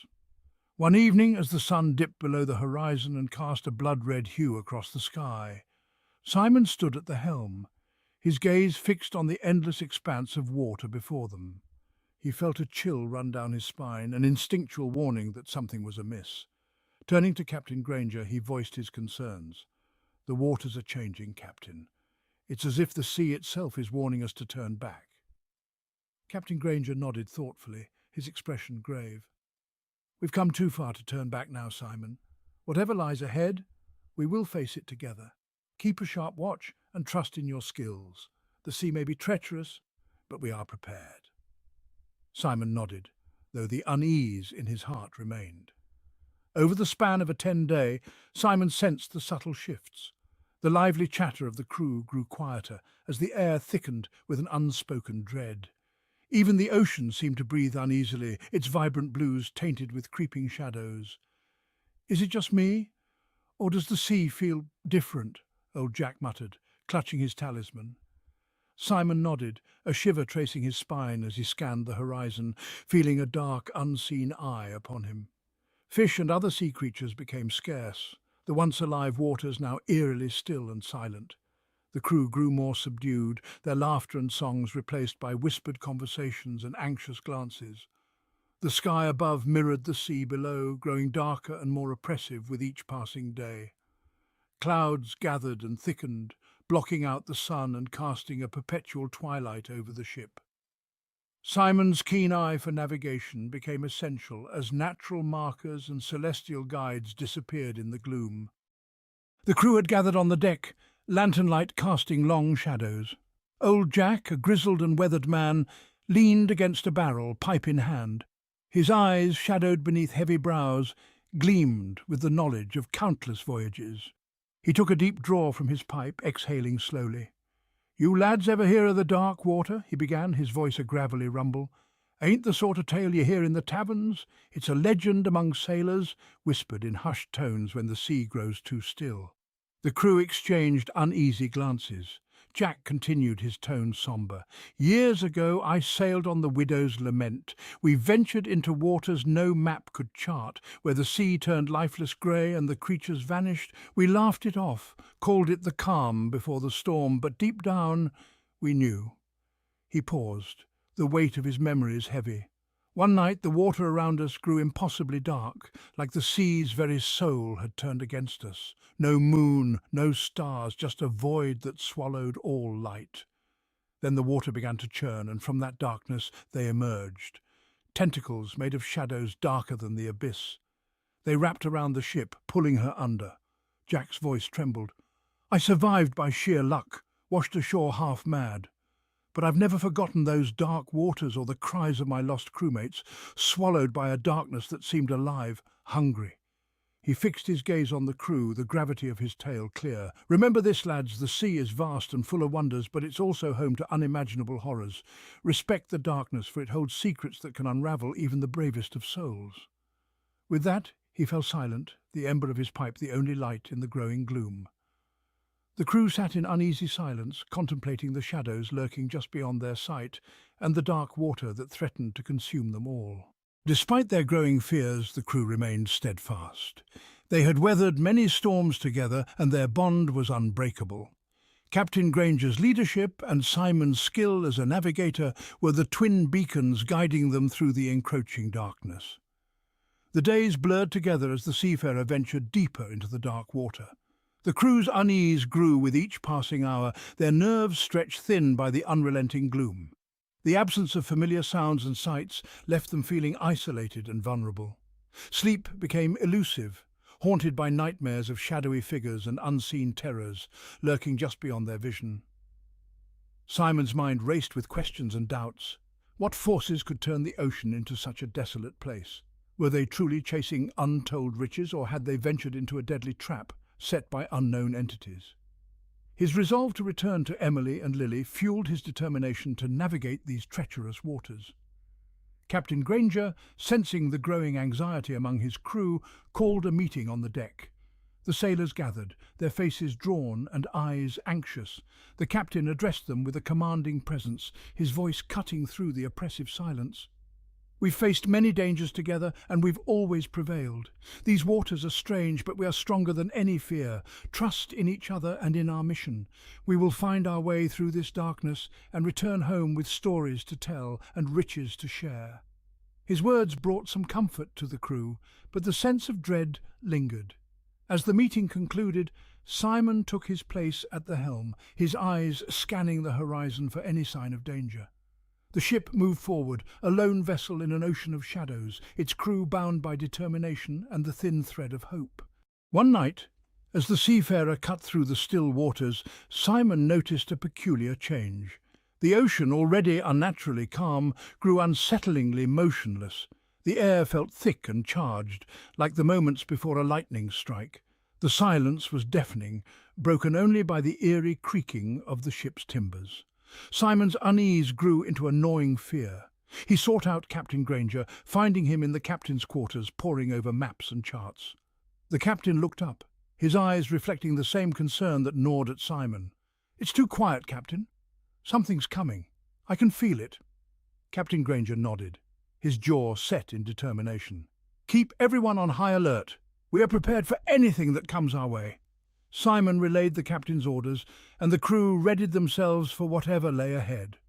Tension crackled in the air, each sailor acutely aware of the mounting dread that had settled over the ship.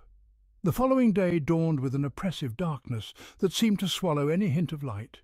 The air was heavy with an unnameable dread, and even the smallest sounds felt magnified in the uneasy silence. As the day wore on, the murky waters around the seafarer grew darker still, an inky blackness that defied comprehension. The crew whispered among themselves, wondering if they had sailed into the very heart of an ancient curse. Simon, stationed at the helm, felt a shiver run down his spine. The black water was unlike anything he had ever seen, darker than the deepest abyss, an all-consuming void that seemed to draw in light and hope. As twilight fell, the sky and sea became indistinguishable, merging into a vast expanse of darkness. The crew, driven by a sense of foreboding, gathered on the deck, their eyes scanning the horizon for any sign of danger. Simon stood alongside Captain Granger, their expressions grim and resolute. Without warning, the water around the seafarer began to churn, the stillness giving way to violent turbulence. The ocean roiled and frothed, and an unnatural wind whipped across the deck, sending sailors scrambling to secure lines and sails. Simon's heart hammered in his chest as he fought to keep the ship steady. The ship groaned and shuddered as if the very sea itself was trying to tear it apart. And then, from the depths of the black water they surfaced, tendrils forged from shadows darker than the deepest abyss. The tentacles rose slowly at first, nearly imperceptible against the pitch-black sea. But as they grew in size and number, their sheer magnitude became terrifyingly clear. They were impossibly long and twisted, writhing and coiling like serpents made of shadow. A collective gasp went up from the crew as the dark appendages reached toward the seafarer. Simon felt a cold primal fear grip his heart as he realized the true extent of the danger they faced. These were no ordinary tentacles, they were manifestations of darkness itself, an otherworldly force that defied explanation.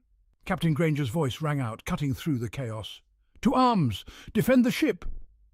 The crew sprang into action, drawing weapons and preparing to fight, but their efforts seemed futile against the overwhelming force that sought to pull them into the abyss. The tendrils coiled around the vessel, their hold unnaturally powerful, and began to drag the seafarer down. Simon's mind raced with thoughts of Emily and Lily as he fought to keep the ship afloat. He slashed at the tentacles with his sword, but the darkness seemed impervious to their attacks. The ship groaned and buckled under the immense pressure, and sailors were thrown from their feet as the deck tilted dangerously. As the seafarer was pulled deeper into the dark water, the sense of dread and despair became suffocating. The darkness encroached, making Simon's heart pound like a drumbeat of despair. Each engulfing shadow tugged at his soul, whispering promises of his doom. The cries of his crewmates faded into the abyss, replaced by an ominous symphony of a dark, malevolent laughter. A chilling dread twisted within him. In a final, desperate effort, Captain Granger barked orders to abandon ship. Sailors scrambled to lower lifeboats, but the appendages obstructed their attempts, crushing the small vessels and sailors with horrifying effortlessness. As the ship groaned under the assault of the shadowy tentacles, Simon's grip tightened on the helm. Images of Emily's warm smile and Lily's joyful laughter flashed in his mind, fortifying his will to cut through the darkness that sought to engulf them. But the darkness was relentless.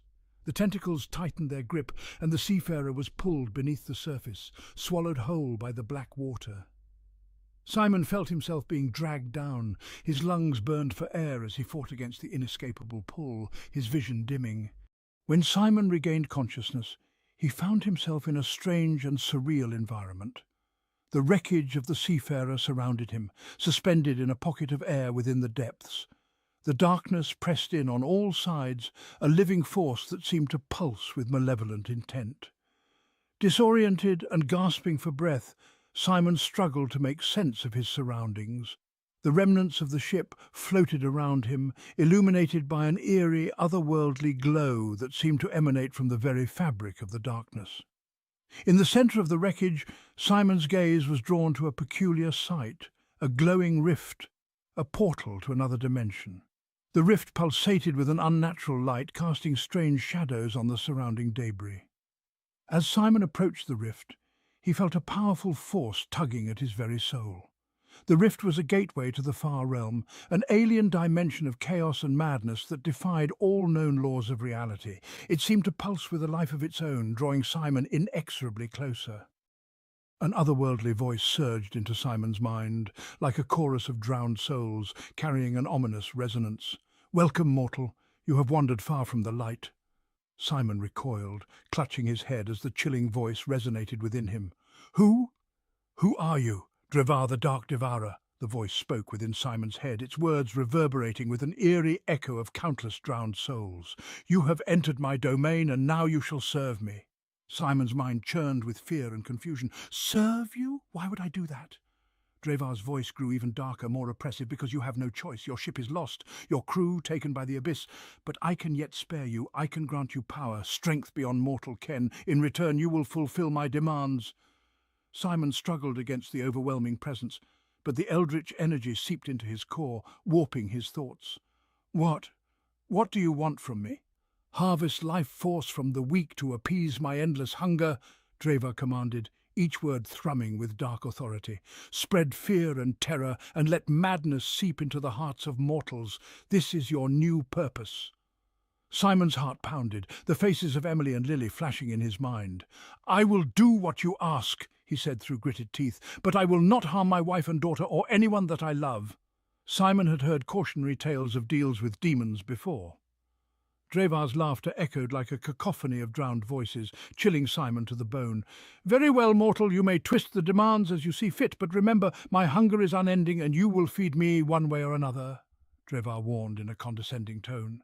"Embrace the darkness, let your light be consumed. My power courses through you, use it wisely, or be consumed by it." The connection was immediate and overwhelming. An eldritch power surged into Simon, filling him with both incredible strength and unbearable torment. His mind linked with Drevar's, and he felt the entity's insatiable hunger and malevolent will. The pact with Drevar was both a gift and a curse. The eldritch power that flowed into Simon granted him abilities beyond mortal comprehension, but it also came with a heavy price. His mind and body were forever changed, twisted by the dark influence of the far realm. Simon's eyes transformed into solid, soulless orbs of black. His skin turned cold and grey like that of a drowned corpse. His mind swirled with visions of chaos and madness, tainted by Drevar's dark influence. The otherworldly power of Drevar was now inextricably linked to his very existence. Though the darkness threatened to consume him, Simon's determination to return to Emily and Lily kept him anchored. Drawing upon his newfound powers, he fought his way through the wreckage, seeking a way to escape the inky depths. The journey to the surface was arduous and perilous, the eldritch energy of the far realm battling against his will. But Simon's resolve was unbreakable. Inch by inch, he ascended through the dark water, driven by the memory of his family and the promise he had made. Finally, after what felt like an eternity, Simon broke through the surface and gasped for air. The black water receded, leaving him battered and disoriented on the shores near Freeport. The man who emerged from the ocean was forever changed, his soul marked by the abyss that had claimed the seafarer. Simon Jones was no more. The man who now walked the streets of Saltmarsh was known as Darkwater, a symbol of the darkness that had fundamentally altered him. His appearance was that of a pale, drowned corpse, his mind haunted by visions of the deep, the cries of his fellow sailors that were lost that dark day, and the remnants of Drevar's influence. As Darkwater, he roamed the streets as an urchin, scavenging to survive. He stayed close to the sea and docks. Then one day he saw them, Emily and Lily. Maintaining his distance, Darkwater trailed behind in the familiar streets, his heart aching as he gazed upon Emily and Lily from afar.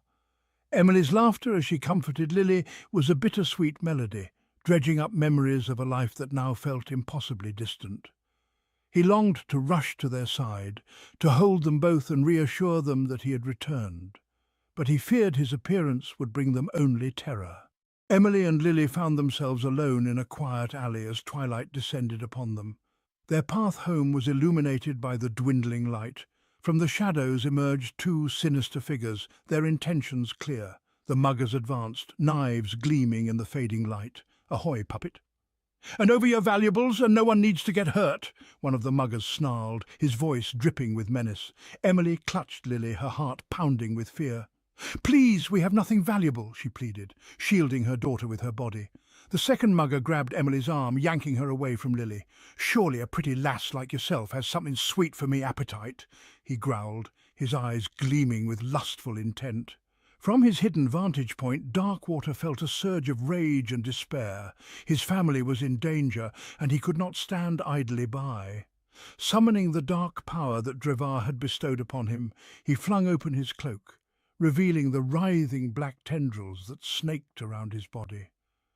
With lightning speed, Darkwater lunged at the attackers. Dark tendrils burst from his cloak, writhing toward the muggers with a life of their own. His voice, now a deep, resonant baritone tinged with echoes of countless drowned souls, filled the alley. Leave them be, or face a fate worse than death. The muggers barely had time to react. The tentacles coiled around the first attacker, lifting him off his feet and thrashing him against the wall with a sickening thud. The second mugger turned to flee, but Darkwater's eyes locked onto him with an eerie, otherworldly darkness. The man felt the madness of the deep Darkwater's voice reverberating in his head with the sound of the countless drowned victims of Drevar. The mugger's eyes widened in terror as visions of chaos and despair flooded his mind. He clutched his head, screaming as the madness took hold, his sanity unravelling in the presence of Darkwater's eldritch influence. Emily and Lily stood frozen, their eyes wide with horror as they watched the monstrous figure that had come to their defence. Darkwater, realising the fear he had instilled in them, turned away, anguish ripping through his heart. He could not bear to see the terror in their eyes, to know that he had become something they would fear. He fled into the shadows, his cloak billowing around him like a dark shroud.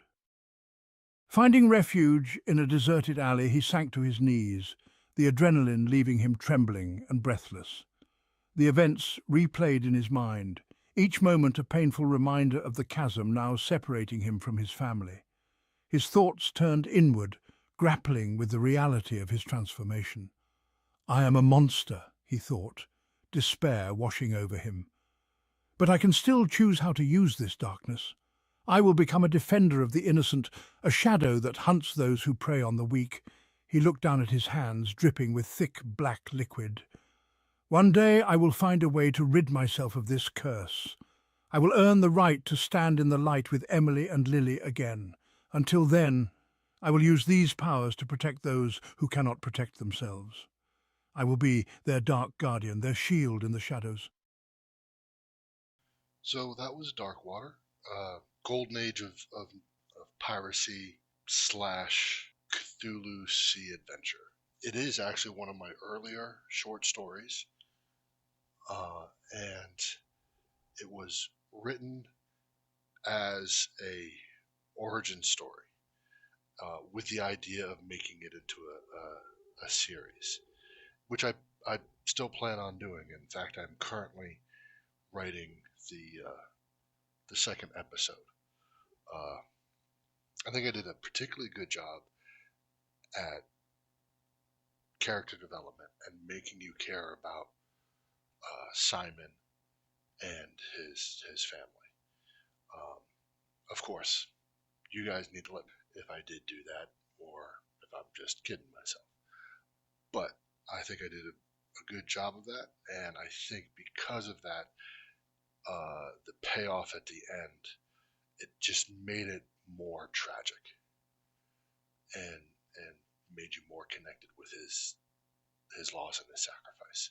It is by far the best performing of all my stories. In fact, I think you have to combine the numbers from the next two or even three to compete. But a lot of that is algorithm, and a lot of that is luck. If you do like it, please let me know why, so I can reproduce its success. And yeah, that is also part of the bigger cosmic horror world that I'm trying to build. It was the first story in it. Devar is a recurring character already, or at least his influences are. And I'm going to put together a playlist specifically of stories connected to each other like that. And I am going to make series of stories, like Darkwater's going to be a series. I'm seriously thinking about making Mists of Mellbrooke a series. Each one of those will have its own playlist. And then if there's stories that are connected to these other stories, they'll be in the Connected World playlist. For instance, if you've seen it, the Hunter's Krampusnacht, that exists in the world of Abernathy. It's not directly a sequel or a part of that storyline, but it is connected for sure. So, that being said, I hope you enjoyed it. I put a lot of hard work into making these 5 videos. And if you're still here and you've been listening to this / watching it from the beginning, you obviously like my stuff, so please like, comment, share, and subscribe.